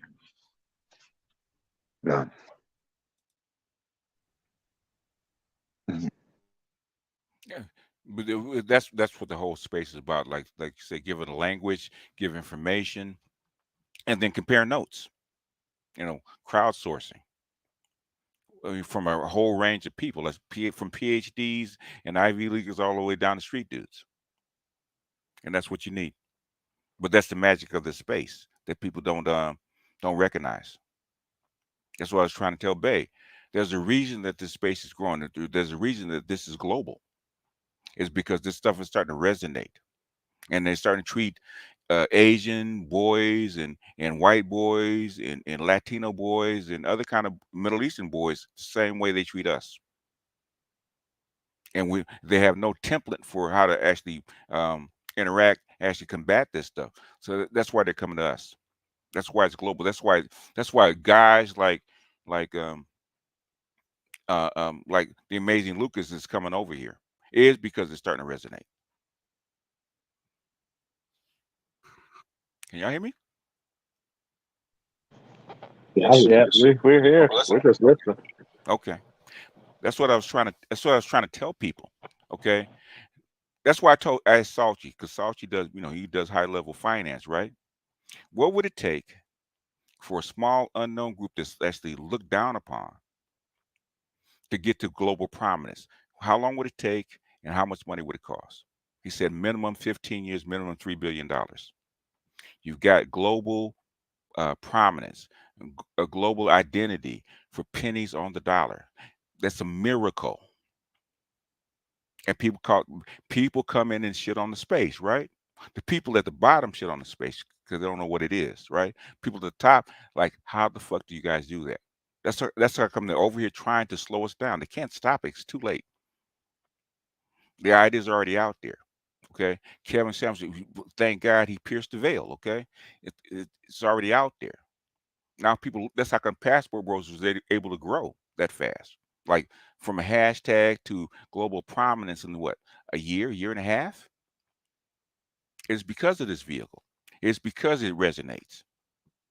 And people don't recognize that how the ideas that come out of this space actually affect the real world. Ice Cube effect in 2020, right? Shout out to Dr. Neil.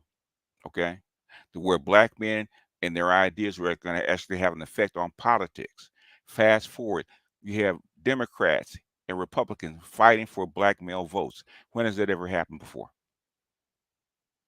But the space is not doing anything. It is meaningless. It's not helping in the real world. Come on, man. That's all I'm saying. Well, I gotta personally ask you this because I don't know why I always miss the juicy shit. Did it seem to you that Lucas, the not so amazing Doofus, did he just show his social awkwardness? Like he's not used to talking to men. Yeah, I think so. He's not used to talking to black men, especially. Yeah, because he gets away with a lot of shit from white guys because he can play. Well, you can't say that about me. You're racist. Or he's not used to being around unfiltered Negroes, meaning Negroes who grew up in a predominantly black society. Yeah. And I could just smell it off his breath like Similac off a baby's lips.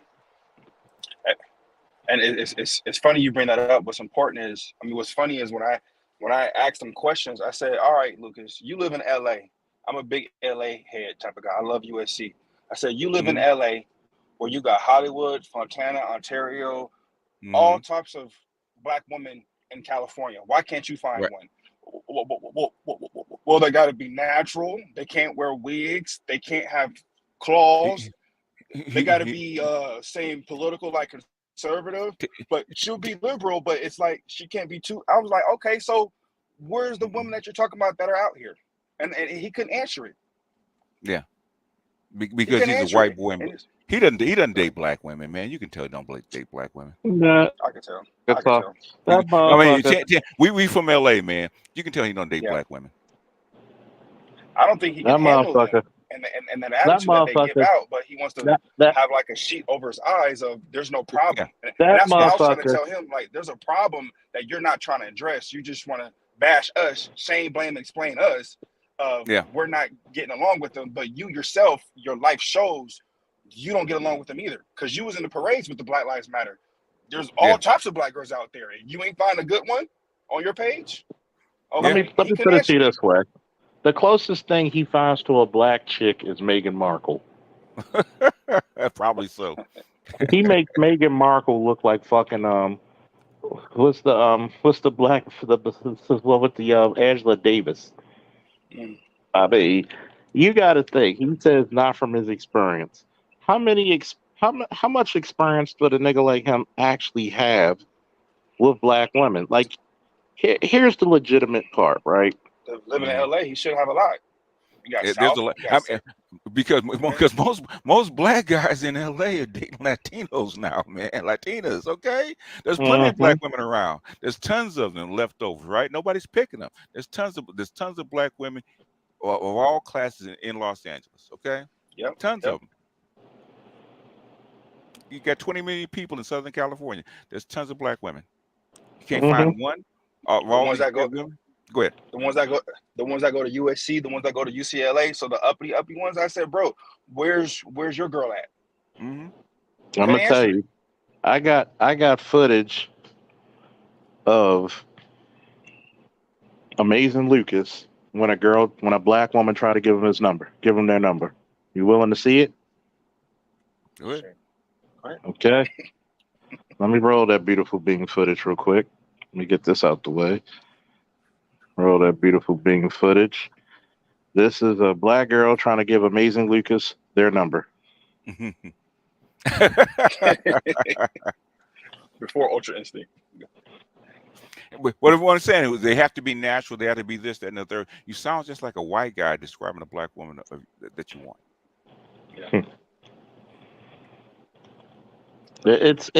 He's one of those guys.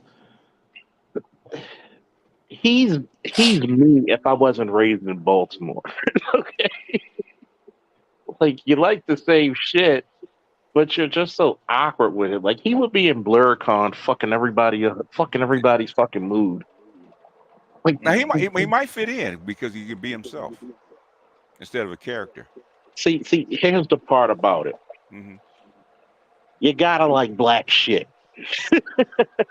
You got, because we play a lot of black shit and do a lot of black things. And when you're trying to be overzealous about it, and he has this overzealous nature. You get what I'm saying, BGS? Yeah. That's the part that would set people off. Like, you're trying to do too much to impress girls, when I'm like, look, all you got to do is be yourself and have a few drinks and have some good music playing. Guess what?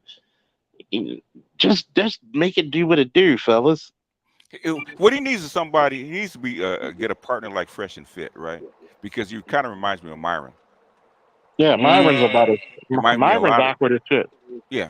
Kind of reminds me of Myron. Yeah, kind I of just weird. dropped my link for Snowman Unfiltered tonight in the public chat. It's now also in the back chat, but I just want to tell you guys I appreciate you. I'm getting ready to go on here with my afternoon show, but the two most devastating times of my life as I celebrate me beating cancer this month and celebrating me meeting Jody 5 years ago this month. The time I got abused and losing my daughter Donna to a forced adoption and then to death. I'll talk about it all tonight. Everything's coming out because I've only mentioned parts of it with you guys. I've only mentioned parts of it on my show. Tonight, y'all are going to get the whole story. All right. Oh yeah! And congratulations on your cancer anniversary. Man, like I said, got diagnosed 2 years ago this month, and 2 years later, I'll be 51 this Friday, and it's going to be a celebration all over the place. Yeah. It's going to be a celebration. But y'all tune in tonight. Tell your friends. Charles, the link is in the back chat. If you would give me a quick promo, please, before I get my afternoon show. I would appreciate it. We got the snowman in the 10 o'clock tonight. Ooh, yeah. Gonna save this link and I'm gonna post this motherfucker right here. Cause you know how we post. God damn it. Post motherfucker, god damn it. There we go. That's how you post. That's how you post a motherfucking link. God damn it. There you go. Right there. Let me see if I get it. Give me 1 second. But god damn it, y'all come up 10 o'clock and watch Snowman. God damn it, I'm gonna post this link. Will do. I appreciate it. Yeah, BGS. The link should be in the public chat. I gotta hear it. I gotta hear in the back chat. So please spread the word. I've already shared it, sir. I appreciate it. Thank you, guys. I appreciate you. Thank you. Dude. And this is not an assault on his blackness. It's kind of us kind saying, of is. I'm not trying to assault his blackness or his black card, but for you to act like you're down with the cause, no, but behind scenes you're really not down with the cause. You're really not pro-black like you say you are. Because if you was, then you would see the problems and the issues that was going on. Just like Ebony Williams just yesterday was saying, you don't need a black man, you just need a sperm. That should insult you in some kind of way. You should feel some type of way about that. But we don't know what we're talking about. We need stats. Just give me stats. Give me stats. Give me stats. Crazy to me. He wouldn't accept stats. That's the problem. He's very gynocentric in his thinking, and that's the problem with a lot of these guys, because too many of them don't realize the old adage: you're gonna live long and you'll die the hero, live long enough to be the villain. And see, what drives guys like him crazy is that would the average black chick date him? No. No. And what I was trying to tell him is like, and I told my wife this after that live, like, why are these dudes fighting us by telling them that their women don't respect them? They don't like your black ass. But why are you fighting us for telling you the truth? You know what I mean? Yeah, it's like it makes them uncomfortable because they weren't trained that way. Anytime you mess with somebody's worldview, they're going to react. Okay. In other words, and I mean, I don't know, because you're probably closer to my son, because my son actually has, he's actually married to a Latina now, and his first girlfriend was actually a mixed race. Right. And trust and believe, his mother is dark as the ace of spades. Okay. And so why did he actually reject, it's a gynocentric family. Got tired of that shit. Okay. So I want a woman that's more submissive, more cooperative. Let's put it that way. Okay. More cooperative, willing to work with you, less bossy. Okay. And that's what he wanted. I'm sure Tan wanted the same thing. Yep. Hell yeah. And what's crazy, man, I don't know if this is, I'm gonna say it. Never told my little brother anything bad. He just see me date Samoans, Asians, Spanish chicks in Seattle. We got to Florida he got to Florida 2011. He had to be a freshman in high school. By the end of his senior year, he was in the kitchen with me and my mom, and he literally told my mom, I don't like black women. She looked at me. I said, I ain't tell him nothing. I ain't say shit to him. And he said, man, I'm just their attitudes at school and whatnot. I'm like, Jaden, you're in Florida. Like, they got some good ones out here. He was like, nah, you should see him at school. Their attitude, their anger. I'm like, damn, bro, like that. It got to the point, I think I told this story before. He visited me in Dallas about like last year. As soon as he touched down and I took him to the club, he said, don't take me to no black club. And I'm like, for real? He was like, yep, don't take me to no black club. I'm like, damn. And I don't tell my brother nothing. I just let him figure it out himself. And he's a Z, generational Z. Generational Z, yeah. Oh yeah. So they're seeing it with their own eyes without even, because he's not on social media. He's not on any YouTube channels. He just experiences it himself, which is kind of crazy that how he can come to this conclusion only being 21. Oh, yeah. Oh, you have kids at 12 years old coming to that conclusion. So it's not hard. I was just listening to my 7-year-old cousin, from my Yeah. my cousin's granddaughter, and I could hear it in her voice and how what her and her mother was going through with her husband, okay, or Yeah. her father, right? It sounded just like when my grandmother used to tell me about her and her husbands back in 1920, 1930. Okay, this is built into the culture, and it's still being passed. Like she's 7, she's an A, she's Generation A. It's not Z, but A. And it's still going through Yeah. this kind of stuff. So the thing is, this is actually built in. It's not something that's random, depending on what family you're actually brought up in. Okay, this is actually built into the culture. So what you're saying is 100% right. You can go all over the country, drop them any school, and so it doesn't have to be an all black school. It can be a mixed school. They're having the same problem, exact same problem, because they're taught the same way. The stuff is being passed down. And what we're trying to do is not say that it's good or bad. Okay, these are your women. This is what they're like. These are their Yeah. attitudes. These are their pluses and minuses. Do you want them?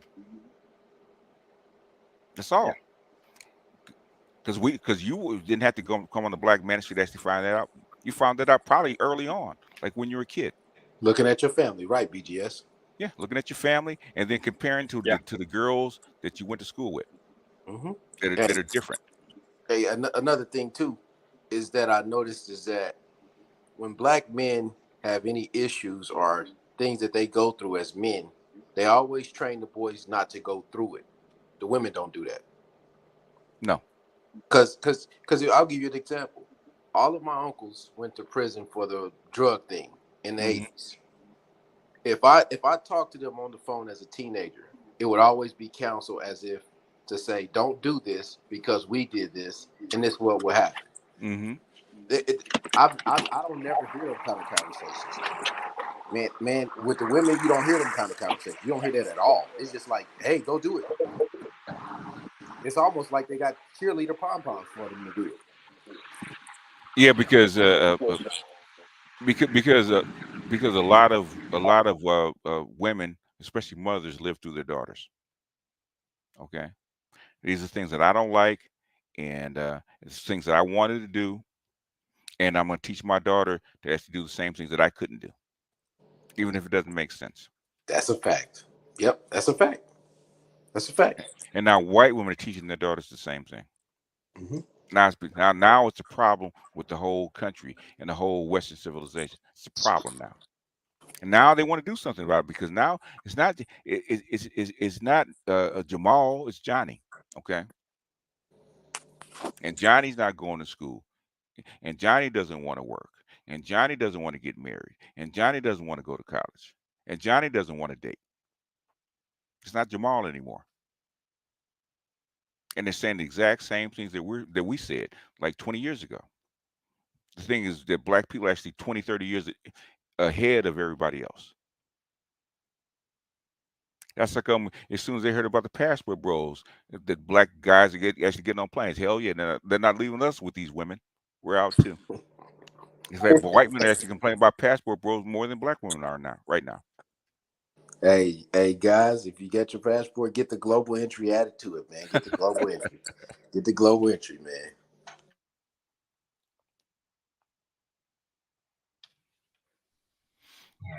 You have to, because now I tell the little bros who are just getting into it, just getting into some money and things of that matter, and they're running into some of these aggressive women.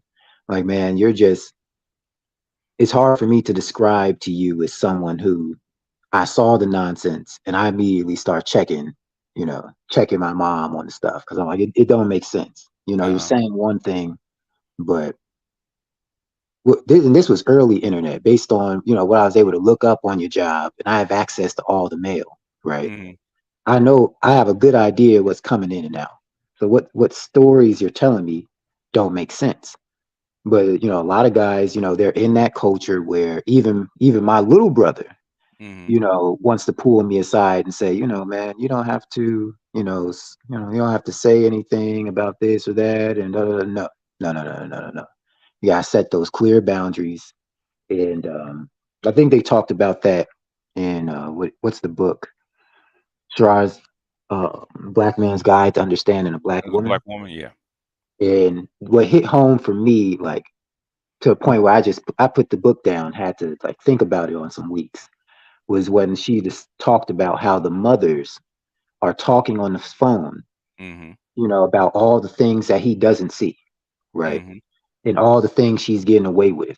And when the daughter sees the mom doing this and the man doesn't say anything, Mm-hmm. you actually validate her worldview. Like, oh no, dad really doesn't. He really is that ignorant. He doesn't see that. And I'm trying to tell him, like, you don't have to check hard. You may feel like what I'm saying is hard, but it's just stern.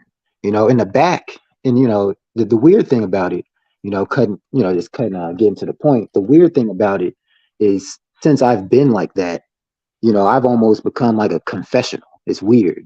Yeah. You start getting all the dark history of the elder women in the family, like what's going on and all that.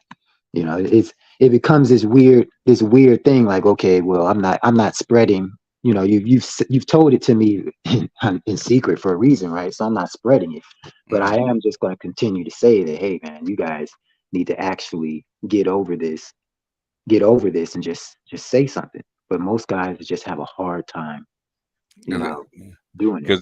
Because it's a bad reaction when you actually shame mama or tell mama when she's wrong, Yeah. and mama's gonna say something about it. So you're trained not to say anything or to ignore it or put up with it. It's rough because it only that's why I said the other stream that BGS. I have to agree. It is Jermaine's fault, man. It is. I have to agree because if a young man can say something, Mm-hmm. and then it immediately becomes okay, we're Don't he's not even an elder, but we're not gonna go nonsensical in front of him because you know it's am I going to itemize your issues, or are we just going to leave it at you're wrong, and let's talk about this apple pie. Yeah, Let's talk about how good it is. yeah. In other words, yeah, I know I'm wrong, but the thing is, don't tell nobody. I don't want to be shamed. It's a rough What's scenario. that's what shame, guilt need to be right? Sign language, right? Insults came with Kevin, but the thing is, the three biggest things wrong with black women is shame, right? They're ashamed of their condition, right? They're guilty that they can't get out of it, and they're covered up with the need to be right. I will argue down until you admit that I'm not wrong. I don't care whether I'm right or not. I'm not wrong. Don't tell me I'm wrong. I don't want to believe it. I don't want to hear it. I don't want to admit it because that makes me feel bad. Okay, I'm already ashamed of it. Already Yep. guilty about it. Don't rub it in. That's probably what happened in that restaurant that night in Chicago. The brother was arguing with her, and she had to be right. She had to be right. Yeah, and she knew homeboy. Her son had the gun. I would love to check the text message. I'm sure she told him to bring the gun. Yeah, she knew. She knew. She knew. Mm-hmm. But that's hood stuff, man. So my thing is, bruh, if you throw a punch like that, you got to Yeah. expect something to come back. So I can't feel sorry for you. No, I can't feel sorry for him either. You don't throw no punch at 11 something at night at Chicago. In Chicago, yeah. Yeah. No. Yeah. But that's how come she stood there. That's why she ate those punches. She knew what was gonna happen. Yeah, But, she already knew. Yeah, she already had. she already knew. But you're hood dude. You just got out, man. You know how this shit runs. Should have walked away. You just got out. Yep. That's the way it works, man. That's the way it works. Way it works. They train them on autopilot, man. Young age. Yeah, that's part of the matriarchy. That's called the guard that Dr. T calls it pit bullying. But pit bullying is very prevalent in all matriarchies, where the matriarch can actually command some kind of enforced discipline. Yeah, we've all. I mean, as you came up, you noticed that when somebody says something in when you jonesing, if they say "mama," the fight is on. Yeah, because anything happens to my daughter's first call is me. Okay. Yep, I said, what about your man sleeping right next to you? What is he doing? But you're their daddy. Okay. In other words, they call him the pit bull. They're trying to call the pit bull. Just like what happened to the dude in Florida, the football player, right, Travis, where she called the pit bulls to come and get him because she was mad. Yep, that's exactly what happened. She called them, Yeah. and they showed up. And they showed up. Yeah. But They that's the showed matriarch. they showed up to demonstrate, but Travis Yeah. was But that's part of the matriarch. That's some of the things they don't like us pointing out. But they never talk about that. It's always we just bashing Keisha. Hey, you remember if you've seen Friday After Next, that's what happened to Craig and Day Day in the movie. The grandmas called their grandsons up there. When they put them out the parking lot, and they start talking crazy to the old ladies, they called their grandsons up there to beat them up. Yeah. Yeah. That's what we call pit bulling. Right. All right, Charles, I'm gonna drop off. Where's he at? Where you at, Charles? Charles went to sleep or something. Ain't no telling. Making a sandwich. Officer Charles making a sandwich. Well, nigga gotta eat. Let you know. All right, Mongo. All right, and thanks for the support. If Green Gorilla wants to come up, he could come up. And I'm just like this with the subject. If nobody else wants to speak or come up, I can end it. But BGS taxes in effect. The old man still got a toe in the door. Still in effect, but and it's at the end of the day, I just hate disingenuous ass niggas. And there's a question for you, BGS. Possibly. We'll see. I was on this one, so we'll see. Here's everybody's favorite professor. Well, one of them. Yeah, don't say I'm favorite. I'm the black sheep. Huh? Yeah, he's the green sheep. You ever heard of the Dark Knight? Just call him nobody's favorite, but it's good. You ever heard of the Dark Knight? This the nigga night. Shit, I'm the nigga. The niggerest of the niggers. Professor G, what's up? Professor nigga in the house. Man, like that guy, man. Like he came in, like you said, he threw his dick on the table, and he was just disrespectful as hell, man. Like, first of all, if you're gonna come into somebody else's house, man, the first thing you do is you greet everybody, man. That's the first thing you do. You know what I'm saying? What's up, fellas? And if you got any disagreements, you draw that out through dialogue. You know what I'm saying? And deliberation. You don't just come yelling and screaming at somebody else's shit, demanding that they meet your criteria of proof or trying to get to what the truth is. You don't do that to people, man. But I guess he figured that because he got 400,000 subs, that he can talk to anybody any kind of way. Man, like, dude, fuck all that, bro. Like, if you in real life, if somebody came to y'all, like if you were at a table and some off-the-wall guy just made an off-the-cuff comment and just start demanding that you answer his questions, man, you slap that nigga in the head with a beer bottle or something, bro. I mean, I'm just saying, like if I'm standing with my guys and some offshoot motherfucker comes over to our table and demands that we start answering his questions, we gonna all stand up and be like, nigga, who the fuck are you, bro? You know what I'm saying? Like, man, don't come into our house and start pissing on the furniture, bro, or stepping on or standing on the furniture, bro. That's what that dude did, man. So you were right to just get rid of him and knock him. But the bad part about it was he went to his own fucking channel and then start, clowning and, all that shit is clout chasing, man. Motherfuckers, I don't know, man. Like, I guess if you got that amount of subscribers and you're not really getting a lot of hits and a lot of views on your shit, you got to drum up controversy in order to keep the ball rolling, man. So, I just don't think it's a long-term strategy of any significance, man, if you just go around just starting fights with miscellaneous people in order to try to keep the content of your channel new and fresh. That shit ain't gonna work, man. It's not a strategy for longevity because it's gonna subject you to, motherfuckers basically critiquing you and coming at you sideways over and over and over again. Yeah. So it's the cockroach shit you was talking about, BJ. It's cockroach shit, man. It is cockroach. And look, he really hung on what I was saying. I think what I said really got his panties in a bunch. You know what I'm saying? When I said the black culture is concubine culture. Right. Yep. Yeah. That really set him off. And like the reality is, bro, like I could take you through the history because people don't understand. History is empirical evidence, bro. History is empirical. Either it occurred or it didn't occur. Yep. So I would ask, like using the Socratic method, I would say, okay, during slavery, did men who were black, did they have control over their family lives or not? Who had control over the family life? Massa or the black man? Which one?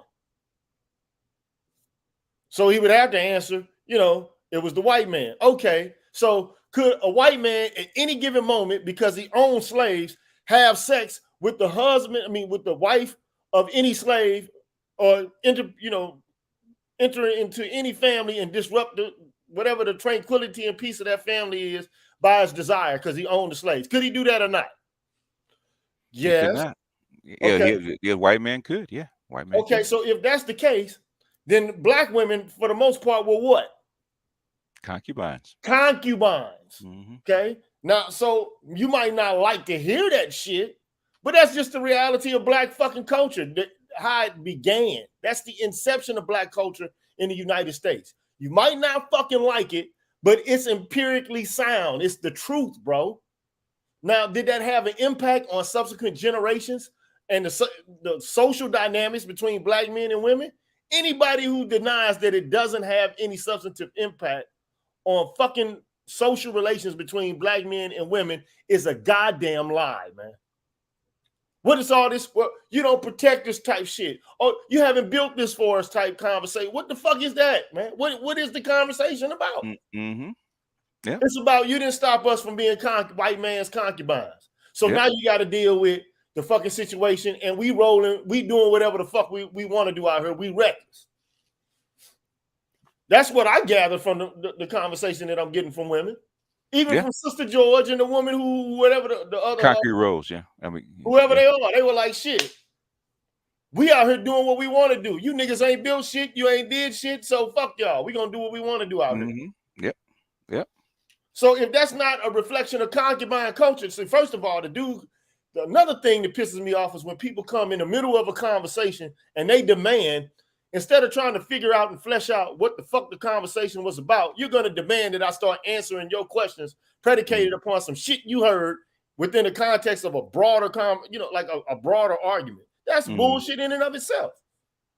You know what I'm saying? But like, I mean, look, I'm not going to clown the guy. I really personally, like I just don't have, I'm just tired of going back and forth with bitch dudes on YouTube, man.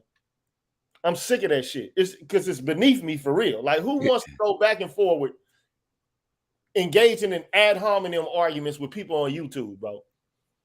But I mean, you can only take shit so long. If somebody continue to hurl shit at you for like months and months and months, then if you don't say anything about it, then what's that make you? It means you're ignoring, somebody who's basically just slandering and maligning your character. So, but then they try to make you out to be the bad guy as soon as you respond to the bullshit. Like you did something wrong. Oh, this guy is going through problems. Man, fuck all that. Who cares about all that shit? So at the end of the day, man, that dude, he was disrespectful, and he knows he was disrespectful. That dude just did that shit for clout. And I've never heard, I'm just going to be honest about this, I have never heard a grown-ass man in all of my days, man, use the word bussy, bro.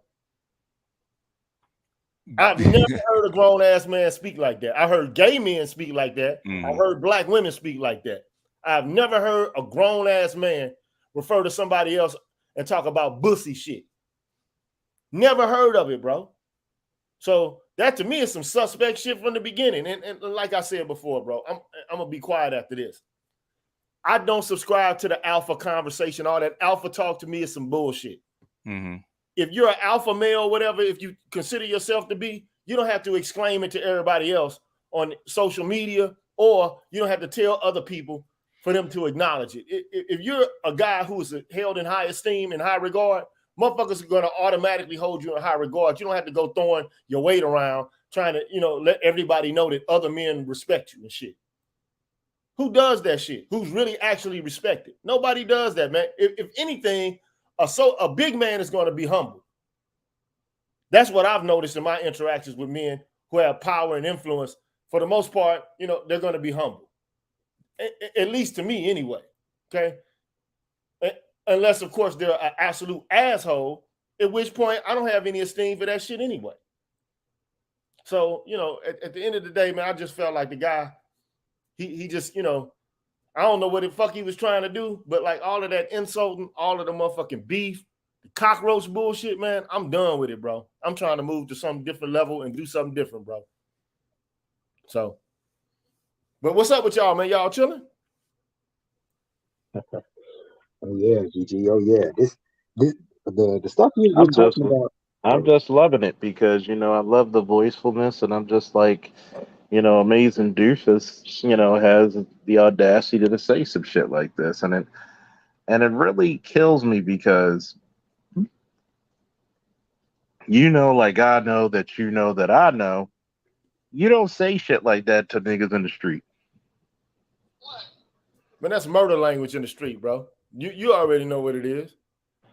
If you calling men bitches and pussies, and ultimately you trying to shame niggas and calling them out and calling them everything but a child, a child of God, then you're gonna get your motherfucking head twisted off, man. That's just where I'm from anyway.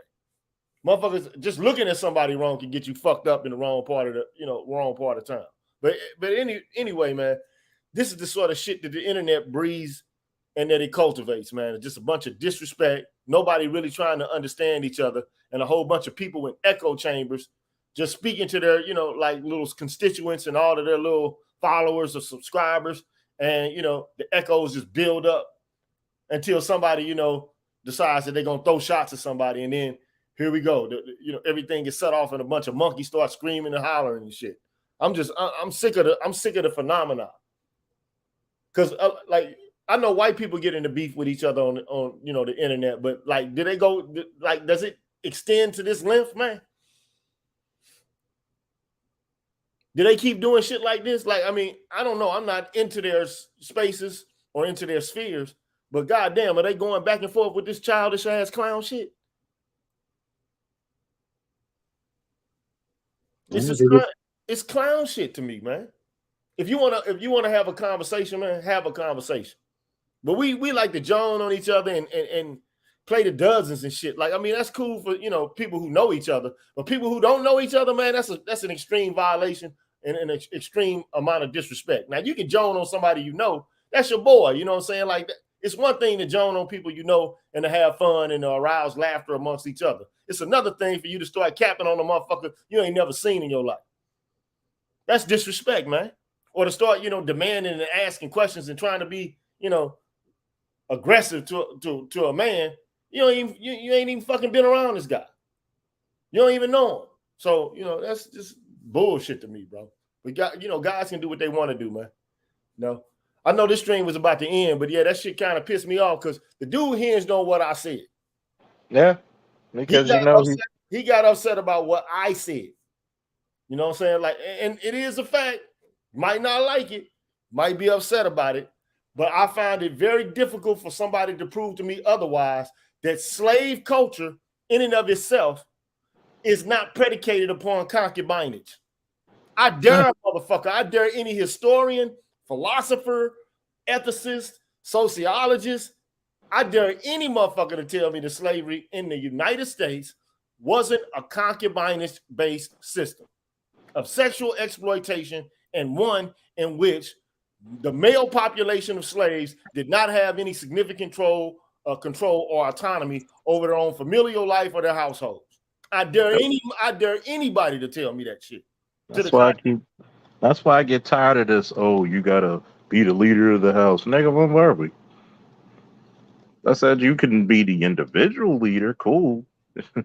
But guess what? How the fuck if you're a leader or you're a commander, do you have the ability to reward and punish?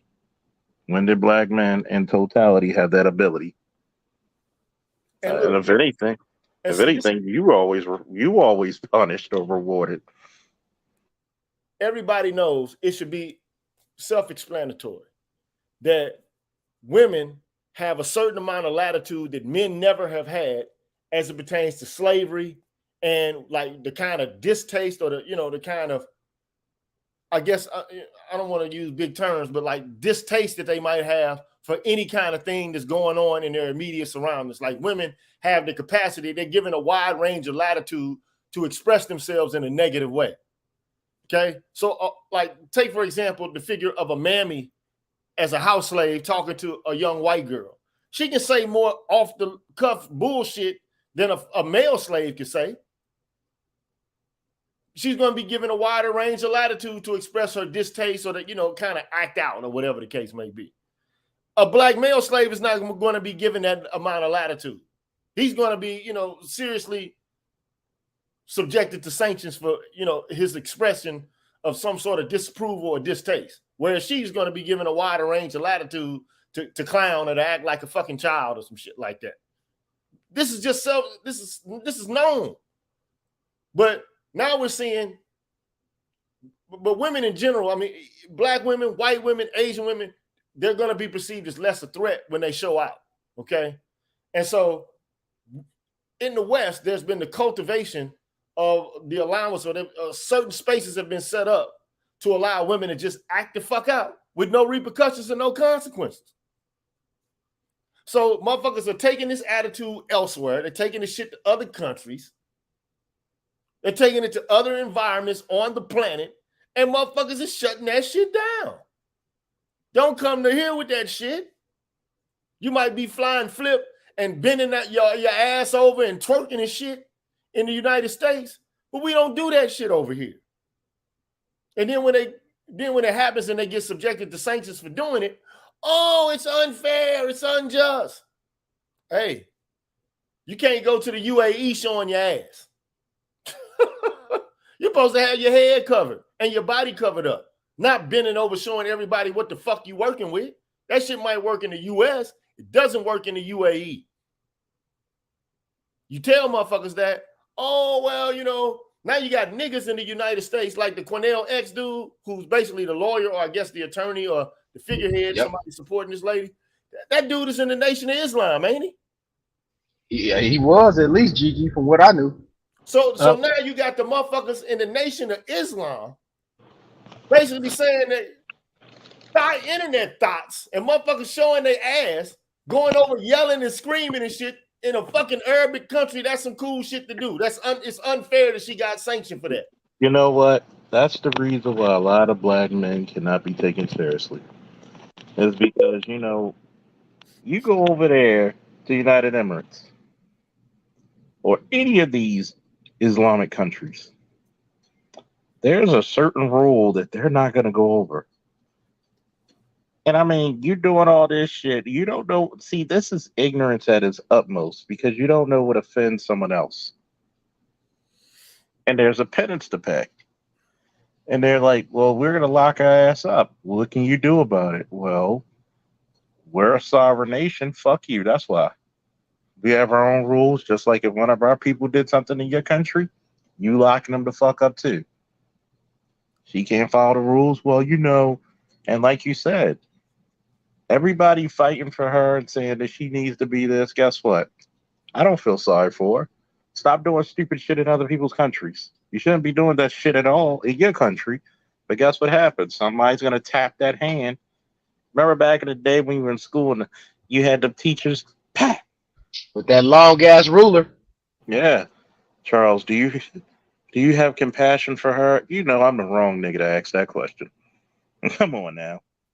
But I will say this.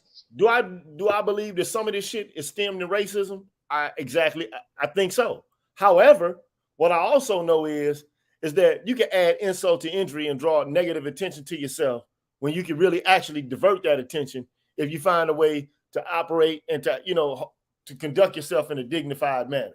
And it just seems to me that Western culture, man, has made Western women just buck fucking wild. They feel like they can do anything anywhere. And the thing about it is, bro, look, at one time in history, Black people were perceived as the most pious and the most godliest, the most close to God or godliness of all the fucking goddamn species, not I'm gonna say species, but races or cultures on the planet. I mean, I'm talking about ancient African culture. Like the Ethiopians, the Greeks considered the Ethiopians to be the closest to God. The Africans. Where they got their gods from came from us. Their rituals and practices and their hygiene was of supreme, origin or some shit like that. Now look how far we've fallen. You got motherfuckers, women singing songs like Pound Town, and I got this wet ass pussy. And I ain't saying that black men didn't start this shit. I think we did, like the rappers and shit. We started this stupid ass clown shit. We helped contribute towards this shit being cool and hip. But it's out of hand now. Somebody got to get this shit straight. I've said it before. Simps and idiots made the world bad, man. Like, too many people justify stupidity, and what happens is, like you said, it's not only out of control, it's an epidemic. It's a pandemic. And I think this shit is worse than what COVID ever could dream of. Like, you want to destroy people, you want to destroy families, keep that behavior up. You literally had a chick who just had a baby not too long ago, was dancing with Usher, knowing what Usher been hinted to have, and then all these motherfuckers said it was okay. Well, man, look, at the end of the day, man, this feminism did not used to be connected to the sexual liberation movement, but now it is. So everything is clustered together. Now, the only reason you got any of this shit is because women basically hijacked the civil rights movement, man. The feminists took over the civil rights movement, and issues related to sex, whether it be sexual activity, like same sex, whether it be transgender performance of sex or genders or whatever, those became the most prominent and pervasive issues related to civil rights. Okay. So race is there, but I mean, it takes a back seat to what white people feel like ought to be at the front of the docket. They get to determine what's significant, what's insignificant, what's important, and what's not. And so that shit opened up this can of worms. So now civil rights is primarily related to, women being able to fuck who they want, being able to have sex and to act and perform in whatever way they want. That's the primary issue right now. So it is what it is. I mean, and white people did this shit as a defense mechanism to stop black people from being able to be included into the American dream. So now you got to deal with the blowback from this shit. And of course, when white people got the code and the culture becomes degenerate all across the board, guess what? Black people got COVID-19. So here we are. I just, I was watching, some show, I think Angry Man was doing it, and they were talking about how like the sexy red chick from St. Louis, she went to a high school to perform.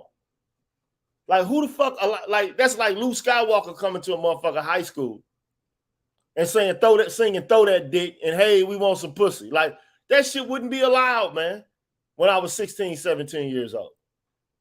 We had to go listen to that shit in private, man. Now now this is the norm. Wet ass pussy and shit. Motherfuckers at the Grammys, like Luther Campbell might have had an audience, but he had to scale his shit down. He had to pare it down to make it tasteful to some degree. Now, this shit is just a free-for-all. No shame, no nothing. And no classiness, man. I don't want my daughter's, my youngest daughter's 20 now, so she can watch whatever the fuck she wants. But 5-6 years ago, I wouldn't want her watching no Pound Town. I definitely wouldn't want her to watch a performance of a girl singing that bullshit at her high school. This shit crazy out here, man. But this is what the culture asks for. This is what it permits. This is what it, promotes. So this is what you got.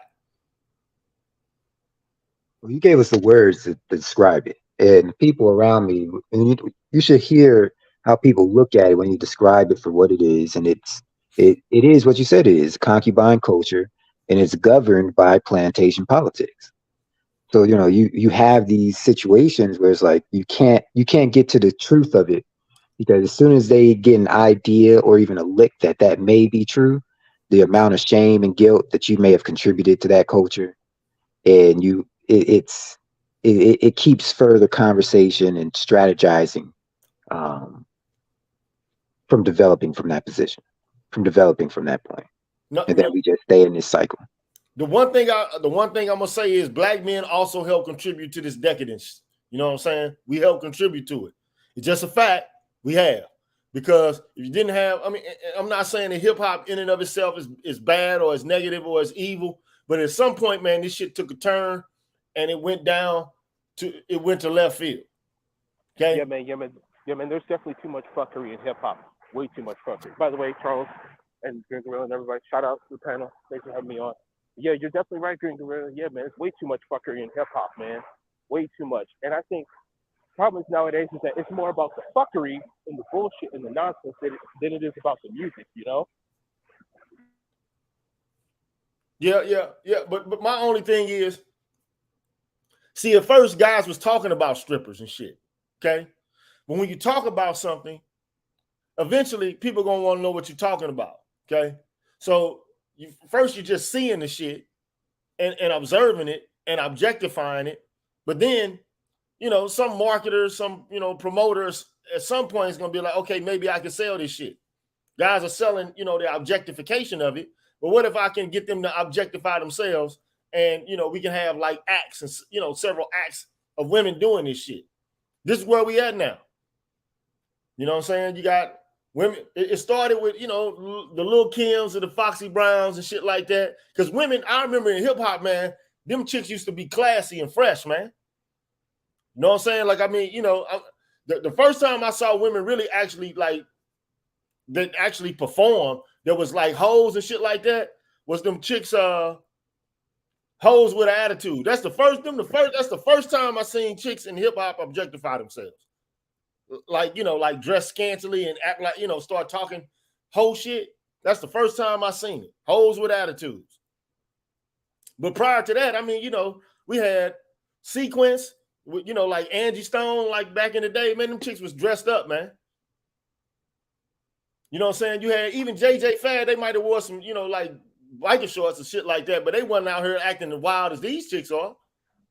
Yeah, definitely. You know what I'm saying? You had Queen Latifah, MC Light, you know what I'm saying? Salt and Pepper, they might have been a little raunchy, but not like this. You know what I'm saying? They wasn't bending over, showing their ass, talking about come pound this. They might have been like to talk about sex, but they was trying to have a healthy message about like being safe and shit like that.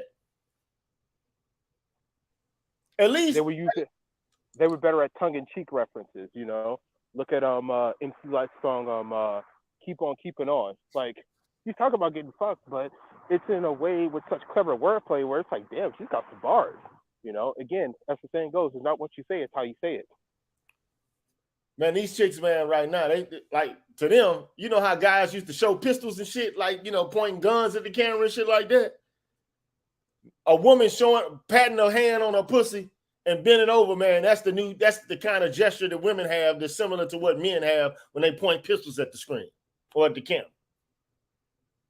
So the man will point the gun at the camera and act like he's shooting and killing, whereas the women now, they just bend over and show their ass. Both of it's dumb as hell, if you ask me. Both are dumb. But this is where we are, man. Like, I remember, man, like when I first started listening to hip hop and shit like that, you know what I'm saying? The people I admired, man.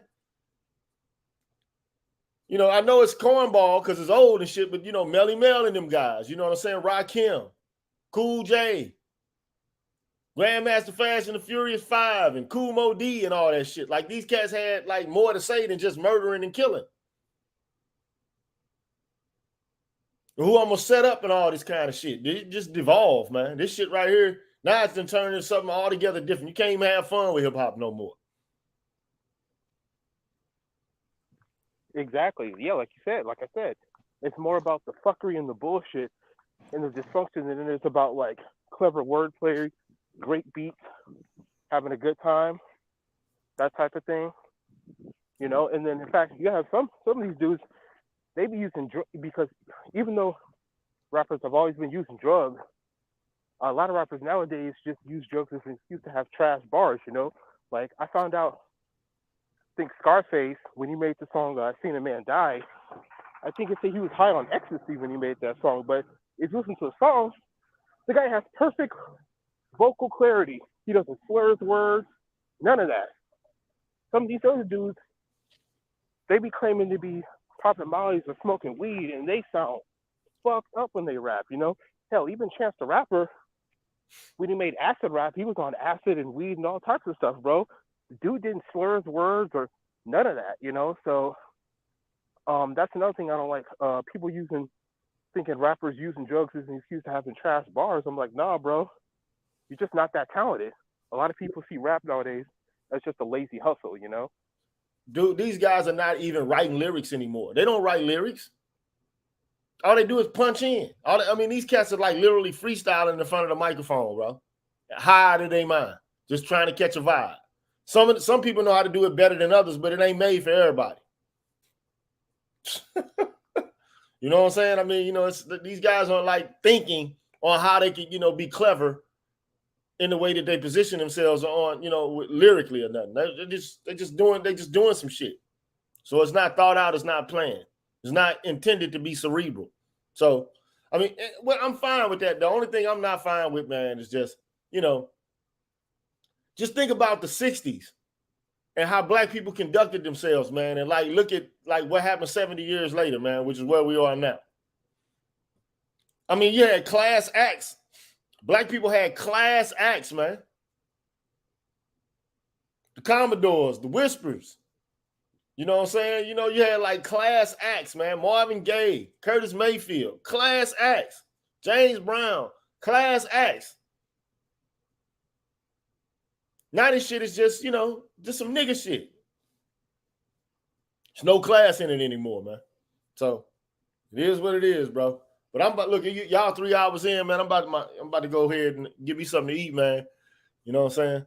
So I just made me some basmati rice, however you pronounce it. I did. It's always been. Yeah, it's good to have everybody on here. BGS, GG, successful. I can't wait to hear everybody else's stream. Thank you all. Woo! And have a good night. Man, y'all be good.